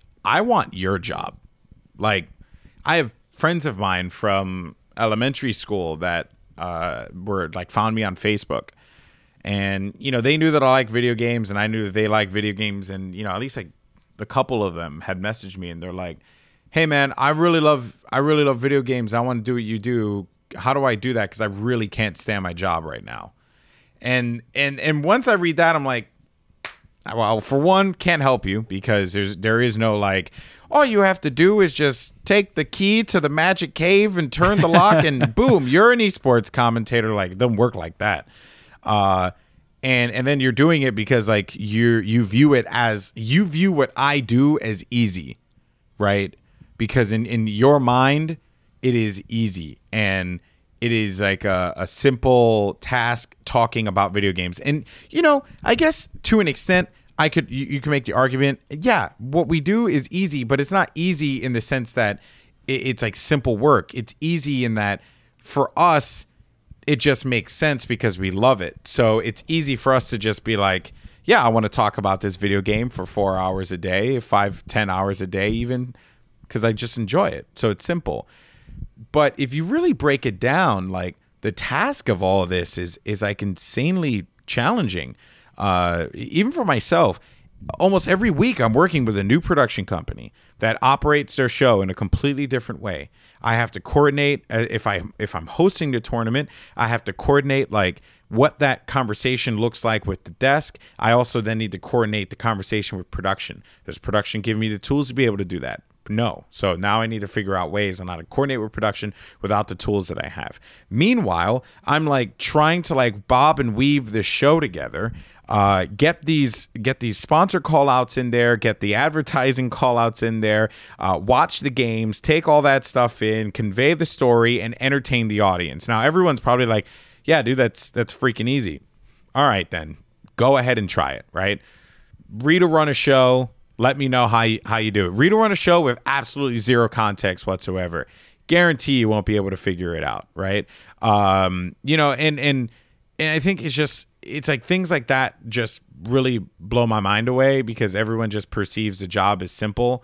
And then everyone has like a different role, whether it's like being a stage interviewer or whether it's being a commentator or being an analyst. Like there's a lot of nuance to it. But for us, it's easy, again, not because the job itself is easy, because it's easy to just talk about something that you love which is no filter. Like you just absolutely enjoy each and every moment of it. And I mean, like, I don't really know like where I'm going with that, but it's like, I just see people tell me this all the time that like what I do is easy. And, you know, I mean, then when you say it out loud to someone, you're like, well, to me, I mean, as I'm saying this too, I'm like, well, it's not hard. But then I'm like, but I've done it so many times because that's why it's not hard. So it's hard. It's even hard for me to like take a step back and like judge this, you know, subjectively. Like, I don't know. It's a fun one to talk about because especially when you do it as well. So when people say that, you might actually think, oh, I actually kind of agree with that. But then as you say, you go through it and you're like, actually, I've learned incrementally how to do all these things over a long period of time. And thousands of people are watching you do this, by the way. So it's not like you're sitting in a cubicle and you're doing this job and you entered something in wrong and then you're like, oh, crap, I screwed up this like, you know, Excel doc, so I need to just go and correct this. Like, no, because now if you screwed up this, I will gladly talk about one of the worst moments in my entire career, the freaking Boston Major. It was like, I love the Boston Major. It is hands down one of my favorite events of my entire life. But had I just nailed that Cloud9 line, I would have been so satisfied with myself. But instead, my flu kicked in, my voice gave out, and this thing like exists. And I'm very nervous even about like, we're doing this tomorrow before the show starts. And that line is like in the freaking package. And it's like, I got to live this crap again. I tried so hard to course correct on it because it sucked. It was so bad. Thousands and thousands of people were just giving me shit. And then we talk about mental health and it's like, dude, I'm seeing all this. I mean, let me tell you, the moment that happened, I immediately was like, I'm done. My career is over. Like I went as far as I could. I remember seeing you afterwards. You were not happy. I wasn't happy for so many reasons because it was like I had the flu. I tried to preserve my voice. I did that thing in the beginning of the day, the caster match. I knew it was going to go bad. I needed to deliver this thing. Something told me this was going to be like a moment in history, and I just needed to nail it. And some people say I nailed it. Others make fun of me. I felt like I didn't nail it. I feel like I did well in some areas, but I could have done a lot better. I think I told you. I felt the passion. You were like, I felt the passion. And it's like, yeah, no, I was passionate. Like, are you kidding me? It was so sick. It was such a great moment. But I can never live that down. And that's a thing that's like out there forever. And can average person number one who says my job is easy, can that person live with that for the rest of their life? Can they live with the like you bombed, like, or at least I felt like I bombed, and that's rough. Yeah, it's like it's pretty similar to the thing as a pro player but it's similar but slightly different. Where like when you have a moment in the match and you really mess something up, and then like the worst thing happens, like if it gets in your head. And all of a sudden, that's going to make all the rest of your performance now suddenly awful. Yeah. So you have to like you really have to learn how to like do that mental reset in the game so it doesn't affect your future performances. But for us, it's similar. it's not quite as bad in some respects in the moment, because the recovery I feel like is a little bit easier, a bit more forgiving than if you're actually in a match. But at the same time, it is quite similar. I've always felt, and I'm always battling with myself because I'm so hard on myself. So when I have a moment like that, I immediately just think that I'm just so bad. I'm just so bad at my job. I'm just so bad. Like, this is it. It's over, right? Like the finish line has arrived. Career is done. This is literally like all the thoughts I had in my head, and everyone's like, you're crazy, you're crazy. And yeah, sure, maybe I was acting a little crazy, but geez, can you blame me? Like, I just went through this thing of like failing in my own mind to like capture this moment that was going to live forever. And I feel bad for ELEAGUE, because like ELEAGUE has to use that crap in a package, and they're going to use it. And like, to them, like, they, and I'll lean into it, like, because now looking back on it, I'll just be like, yeah, whatever, right? I'm just going to lean into it, and it is what it is.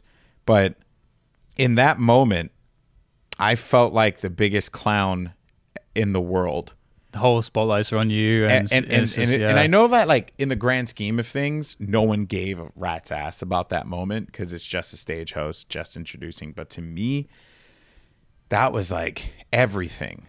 And I never done CS before. I get the opportunity to do a freaking major. Like, there are people I know that have worked in this field forever and haven't done a major. And I haven't done a major since, but I don't know if it's because of that. But I mean, I haven't done a major since, and I don't know. It's just it's like rough, right? Like it's rough going. So, but that kind of connects back, right? Like to what I said before. Like, can that person who claims that my job is easy, can they go out there, make a complete ass of themselves in front of thousands upon thousands of people, and be okay with it? Maybe not. And that's like a mental toll that I don't know if a lot of people like really understand. But yeah, I mean that also like touches upon the topic. I'm not sure how much time we have. No, we can keep going. It touches on the topic of, also, I've seen a lot of talent burn themselves to a degree where they can't recover, and some burn themselves to a degree where it takes a long time to recover when it comes to social media, because they struggle to handle like negativity on social media. And some people, I think the late Total Biscuit, he said that he had he actually saw a therapist specifically because he felt compelled to respond to people. Like he just had to do it. And as soon as you start doing it, it's a rabbit hole. It becomes very irrational, and emotionally, it's quite a terror. And I always say to people that if you decide to use the metric of the public like directly as a way to think I did a good job or a bad job, success, then it's you're playing emotional roulette. Unfortunately, it's very important. Like the public feedback is important, but it should be on the side of you and your peers. Like, because in reality, I think if you are as good as perhaps your position suggests that you should be, if you're as much of an expert as you should be a student of that discipline, and you should be the most informed person in your own growth and direction, and your peers take a close second to that, and then the rest. But if you wanna get those instant gratification hits because you love those comments about people like bigging you up and stuff, well, that means you're gonna also feel the same emotions when people talk shit about you. Oh boy, and it's gonna be the same thing. I dealt with that. I dealt with that big time. Where it was the worst was Overwatch Contenders Season 0. It was bad because I had just come off of hosting at I want to say it was LA. Yeah, I think it was LA. And so we had just finished Overwatch World Cup, and we had about 5 weeks until BlizzCon. So in between those 5 weeks was the I could be messing up the timeline here, but essentially like what had happened was I was reached out to about commentating Overwatch, and I wanted to commentate Overwatch. This was right before the Overwatch League had launched, and I was told that I would be commentating with Mr. X. Now, Mr. X had just come off of casting COD Champs, and he was doing COD, but I knew he was going to make the transition to Overwatch because he wanted to. But Mr. X was going to cast with Uber, but Uber couldn't make it, unfortunately, because he had to get the visa stuff. So they needed a replacement. So they asked me, right? And this was actually, so this was like right after World Cup. And I remember thinking like, all right, I did a good job World Cup. I'll just, it's going to be a little bumpy at first, but I think I'll be okay. I didn't realize what bumpy could really be, because up until this point in my career, I've never really had someone just flat out tell me I'm the worst commentator they've ever heard. And like, it's pretty extreme. Yeah. Oh no. Oh no. You, sir, are the worst. Are the worst. Yeah. And so what happened was that like Mr. X was the analyst and I was the play-by-play guy. And I think that a lot of people, one, didn't understand me and Matt's style, where like Matt is very dry and low key and I'm like very loud and boisterous. And because of that, I don't think they understood the approach. So everyone just thought that I was annoying Mr. X and like he was annoyed with me. So people started posting threads on Reddit like Goldenboy annoys Mr. X again, or Goldenboy is freaking annoying, look at this clip, right? Or something like that. Then people were like, better host, terrible commentator, blah, blah, blah, blah, blah. Which to me was like a slap, because I started as a commentator and it's like I hate hosting. I do it for games that like I don't know that well, but I really felt like I was okay with Overwatch. And then I realized I was not okay with Overwatch. Then I started casting a little bit, and I was missing plays because Overwatch is such a complex game, and the observing team was new and I was new. Me and Mr. X hadn't casted together in a while. So everything was just rough, right? Everything was rough.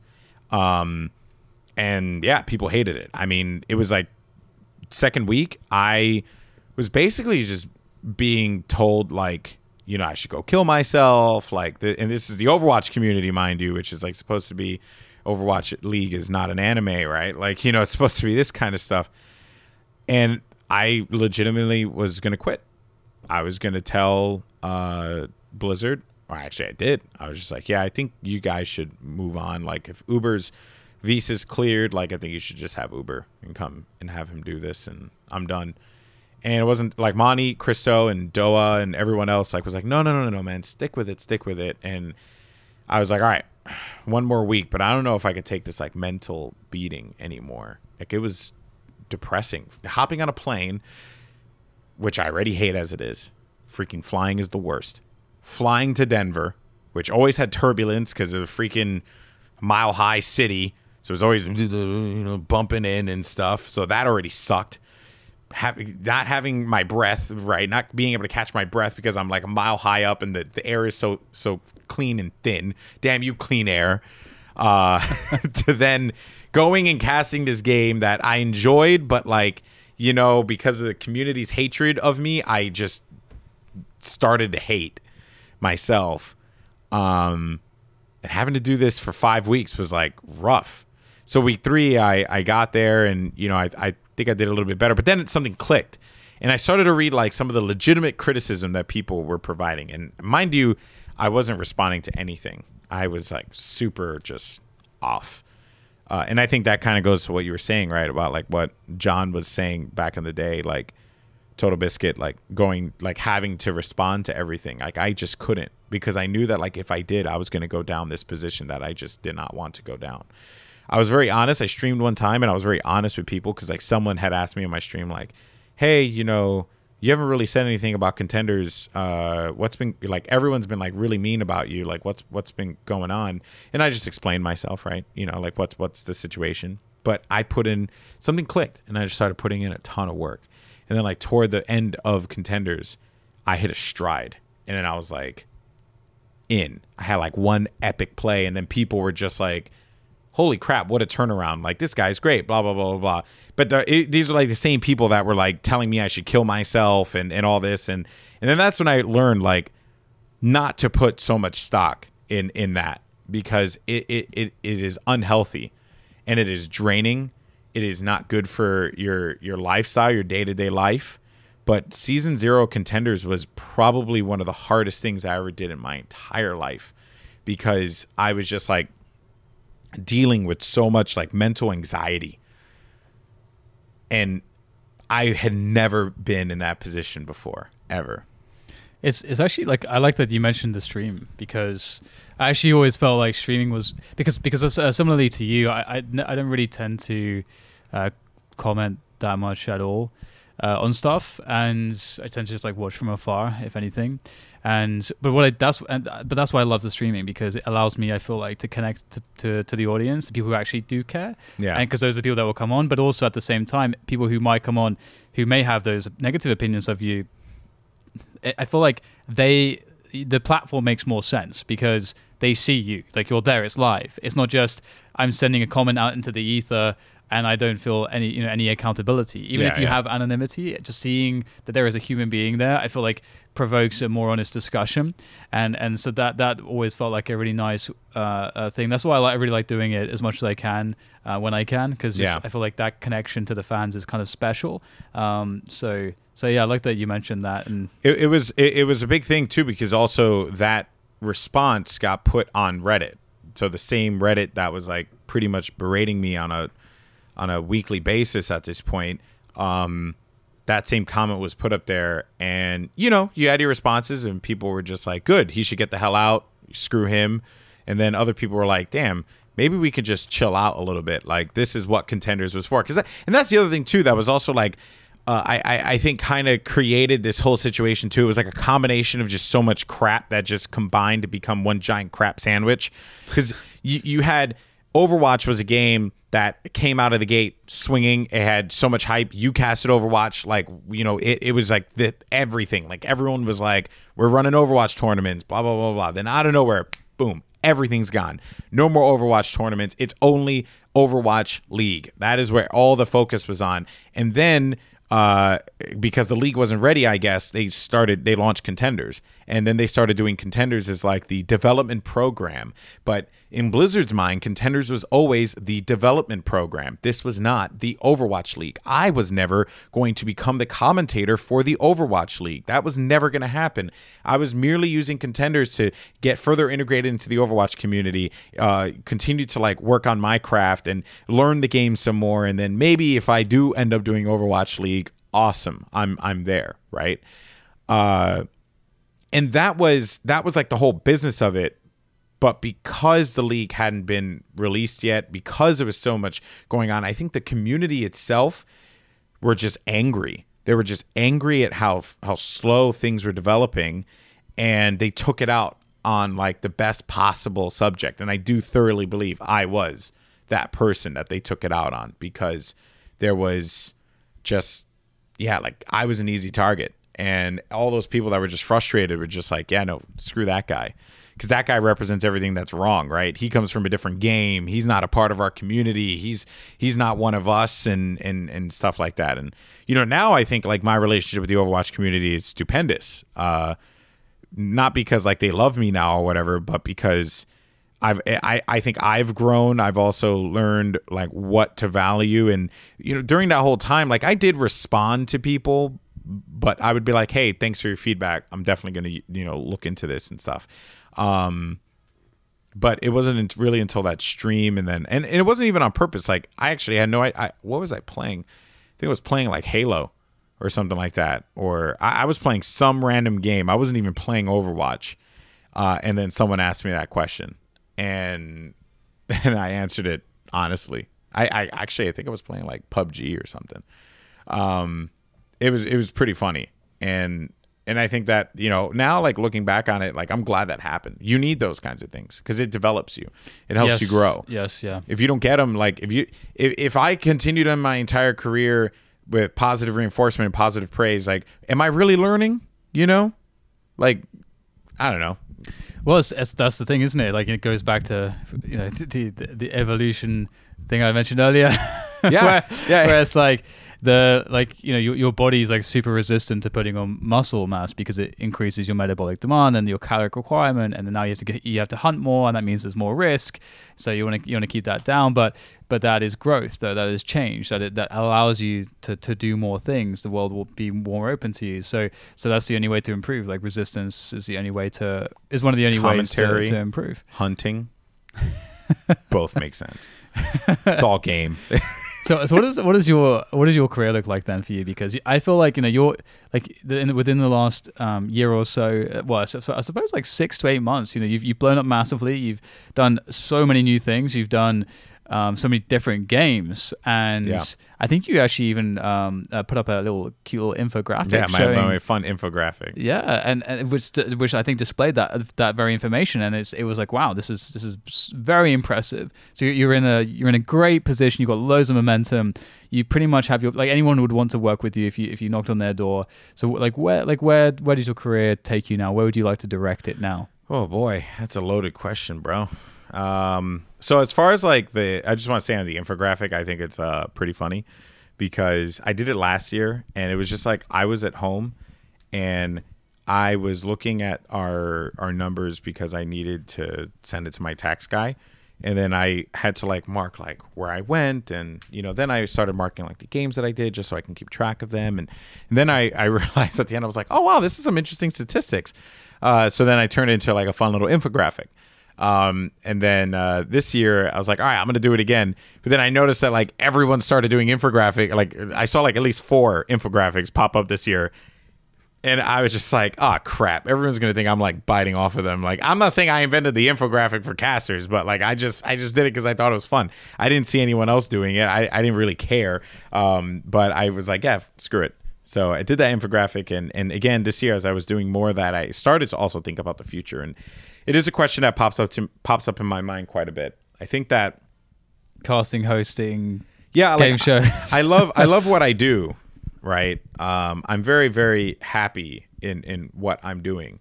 But to kind of bring this back to this conversation of mental health, in recent weeks, recent months, I've noticed that I have become a little agitated and overburdened by some of the work that's been popping up.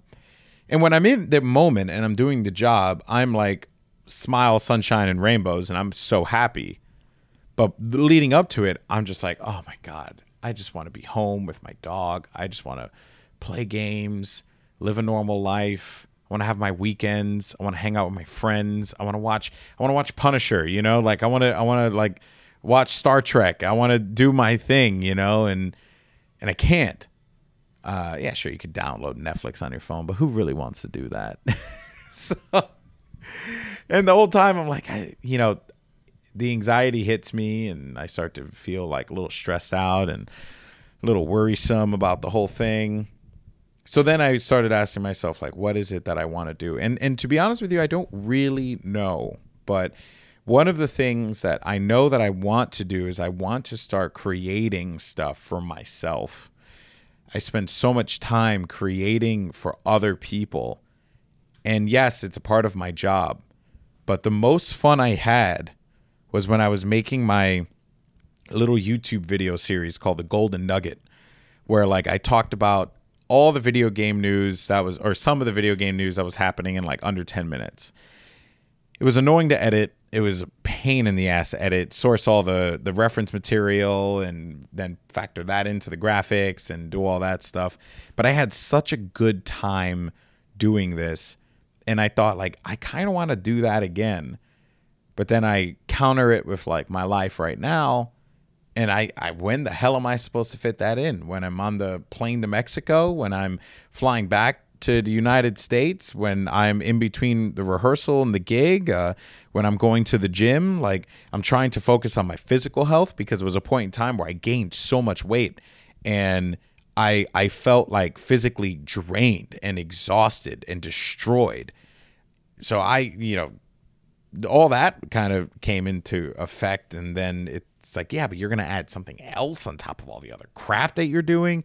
So, I think career-wise, saying no to things that I don't need to do and focusing on the things that I want to do in those break times, I think is going to be something I need to start focusing on. I just have a really hard time saying no, because I just want everyone to be happy and like kick ass and do awesome things. And if I can help, I try and help. But I think it's we kind of touched on it earlier as well. There's always a pressure, I feel like, with this job, because a lot of it is gig to gig, and although you can get in with certain people, and if they have a circuit or something like you know, a league or whatever, that's amazing because you have that consistent work. You don't have to worry about it. You can actually plan around that. You can actually kind of have a life around that. But for those of us that, as you know, the stuff that you're talking about, where it's like some different tournament every weekend, like just all these bits and pieces all over the place, very difficult to plan a life around that, to find balance, as you're describing. And for me, I know that I need like, one of the reasons I moved to LA was because of that. My girlfriend lives there, and you know, as we were getting more and more as we were getting closer, I was like, I was already thinking about it, or previous to her, but then I figured, you know what, this would be like a really good leap for my quality of life. I will be in one place more of the time. I can have the option now better to say no to some stuff and then build my own stuff at home. So I'm working at home more, hopefully. I don't know if it's going to pan out like that this year, but that was kind of the plan initially, because I think what you're talking about is really important, like building stuff for yourself whilst you're building stuff for other people.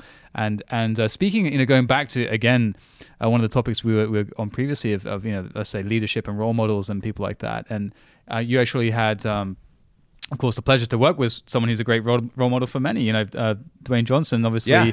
He's again, like, you never know, you know, how it is behind the scenes, behind the camera and so on, but he does appear to have a very genuine image, and it is 100% fact. It is true. Like my co-commentator Liam, he was pretty funny because we were doing our voiceovers for some of the pickups on Titan games in New York. We're both from New York, so it works out really well.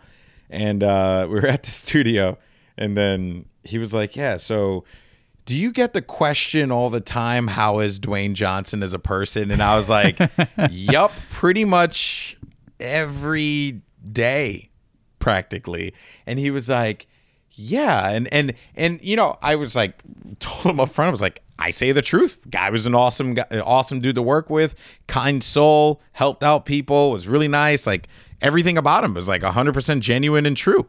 But then Liam was like, yeah, no, for sure. Like, I say the same thing too.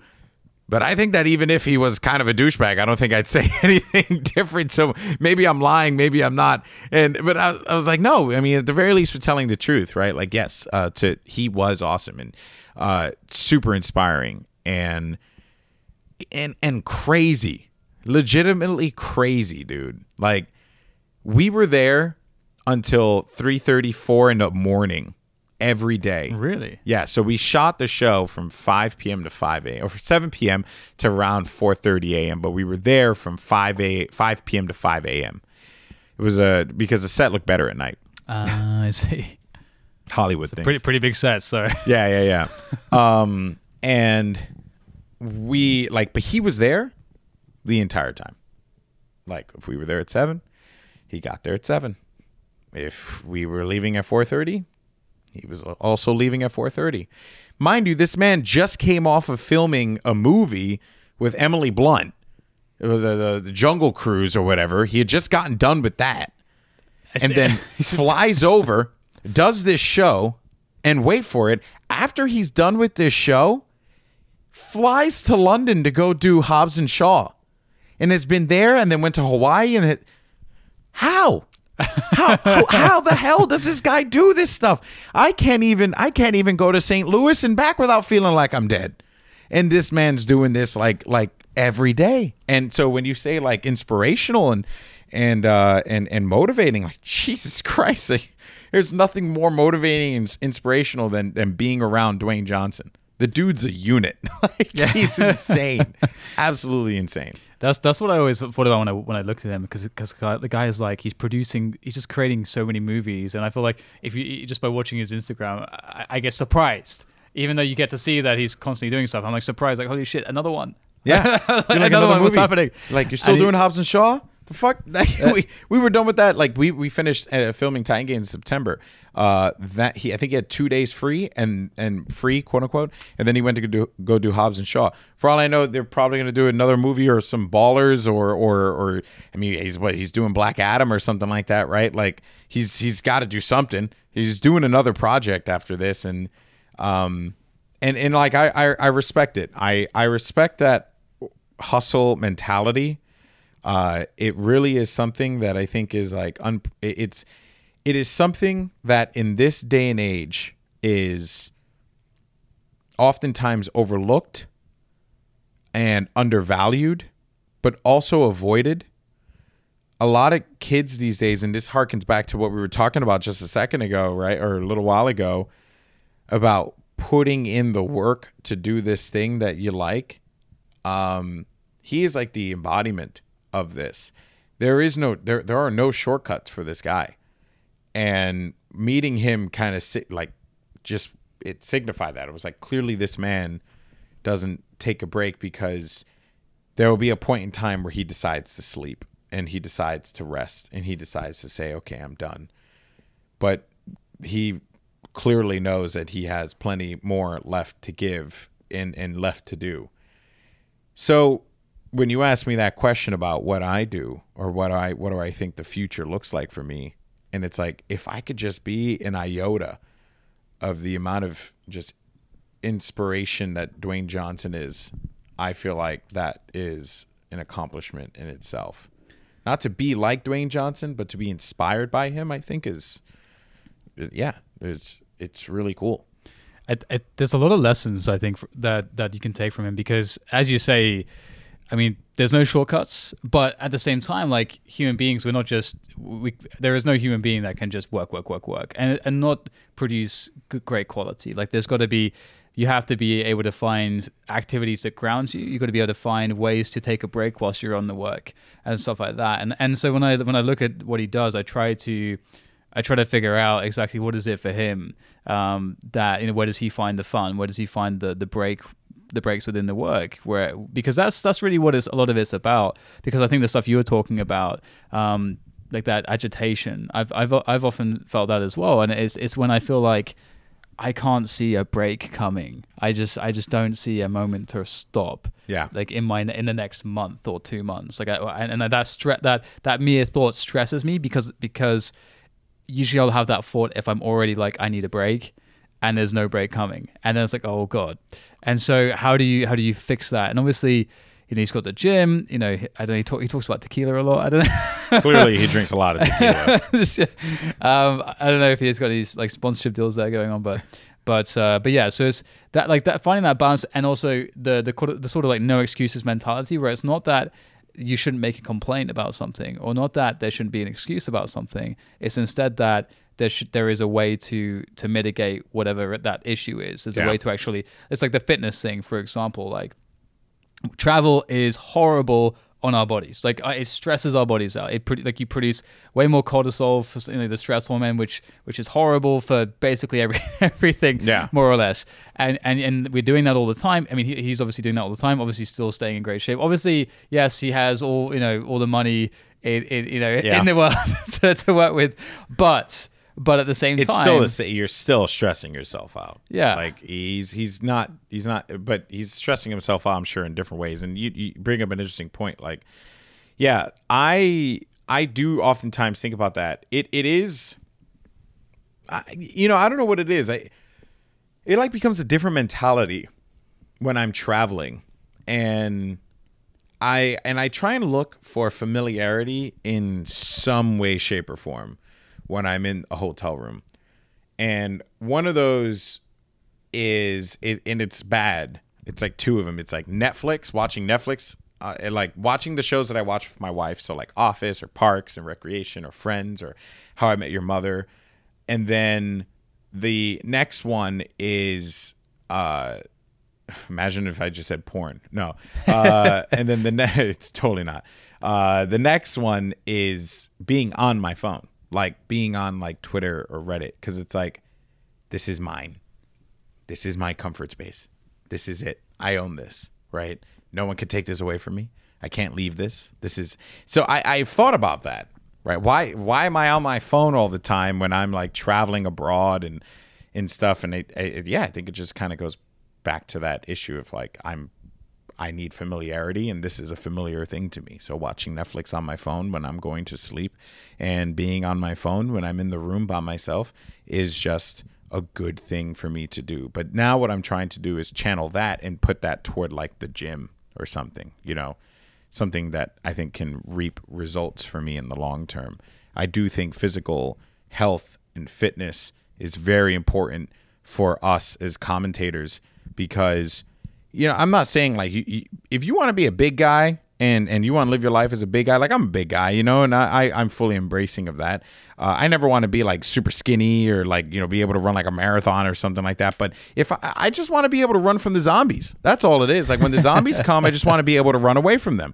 So, going to the gym and hitting the treadmill, like that's okay, right? And that's like good to like shed a couple pounds, and that's like a plus. So channeling that in and getting that, finding those positive things that can impact your life when you're traveling is very important. That's what he does so well.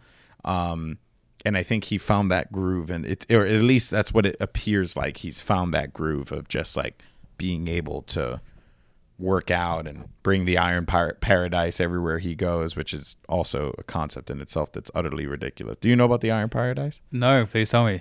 He brings a gym everywhere he goes. How does he bring a gym? He brings a gym. Like, you know, the gym that we have in a hotel here? He just brings all of that with him in like a truck. So whenever you see him working out, he's working out in a tent on set that was set up for him to go and work out. Wow, I did not realize that. Yeah. Holy shit. He doesn't go to a hotel gym to work out.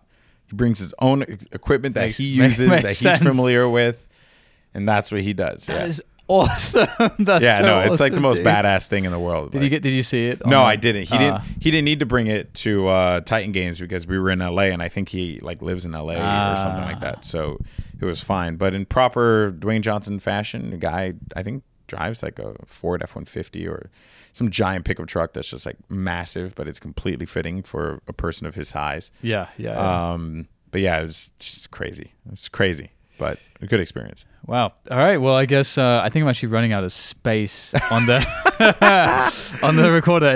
It's like nine and a half minutes left. So I guess it could be a good point to wrap up on Iron Paradise. Not bad. The Iron Paradise. So what are you gonna make? What's going to be your Iron Paradise? Like, what's going to be your equivalent? I know I gave you the idea of the Switch, you know, bringing the Switch dock. Yeah. Because that's a good one for me. I think I am going to start. Actually, I tried to bring my Xbox to places with me so I could play Halo. But no, I think it is going to be like the Switch because I've played the Switch so much now at this point that I'm just going to prop it in and just game. So I think that is like my thing. I bring my laptop with me everywhere, and I think I'm gonna start like making stuff, and I think like this was super inspiring as well because it's like I'm glad to know that I'm not crazy in that like wanting to make stuff for myself. So I think this conversation with you, Dan, was very helpful. So I'm glad to hear that. It's really hard to start pretty much anything. Yeah, and it's always. I mean, this is not necessarily advice to you, but to those people listening, everyone when they start anything is shit at what they're doing. Yeah, pretty much anything and everything. Unless you're some crazy prodigy of some description, you're going to be shit at whatever you start doing. So if you like the sound of doing something, just do it and commit to just doing it and exploring that. Because if I hadn't done that I wouldn't actually be doing anything I'm doing right now because that exact mentality is how I started making content, which then led to many other things. Is king, no matter what it is. Going to the gym, be consistent. Streaming on Twitch, be consistent. Make a YouTube video, make a podcast, whatever. If you're just consistent with it, I think you'll be happier in the long run, even if it's not like the biggest thing in the world. It's just something that you own, and no one can take that away from you. That's very true. And also, if you call yourself a nerd, start acting like a nerd, okay? Because I think, at least to me, one of the defining characteristics of a nerd. And I know this term is, you know, it's probably means a lot of different things to many people, but for me, what being a nerd is being passionate about something and just going into details about that thing that defy defy, being a nerd doesn't have to like reasonableness. relate to you like being a sci-fi nerd or being a video game nerd. No, they're fitness nerds, they're sports nerds. They're being a nerd, like being just something, being like into something isn't bad. That needs to stop. That the stigma of like, you're too into like your fantasy football team. It's like, no, man, if you like the fantasy football team, do the fantasy football team. Like whatever. If you like it, do it.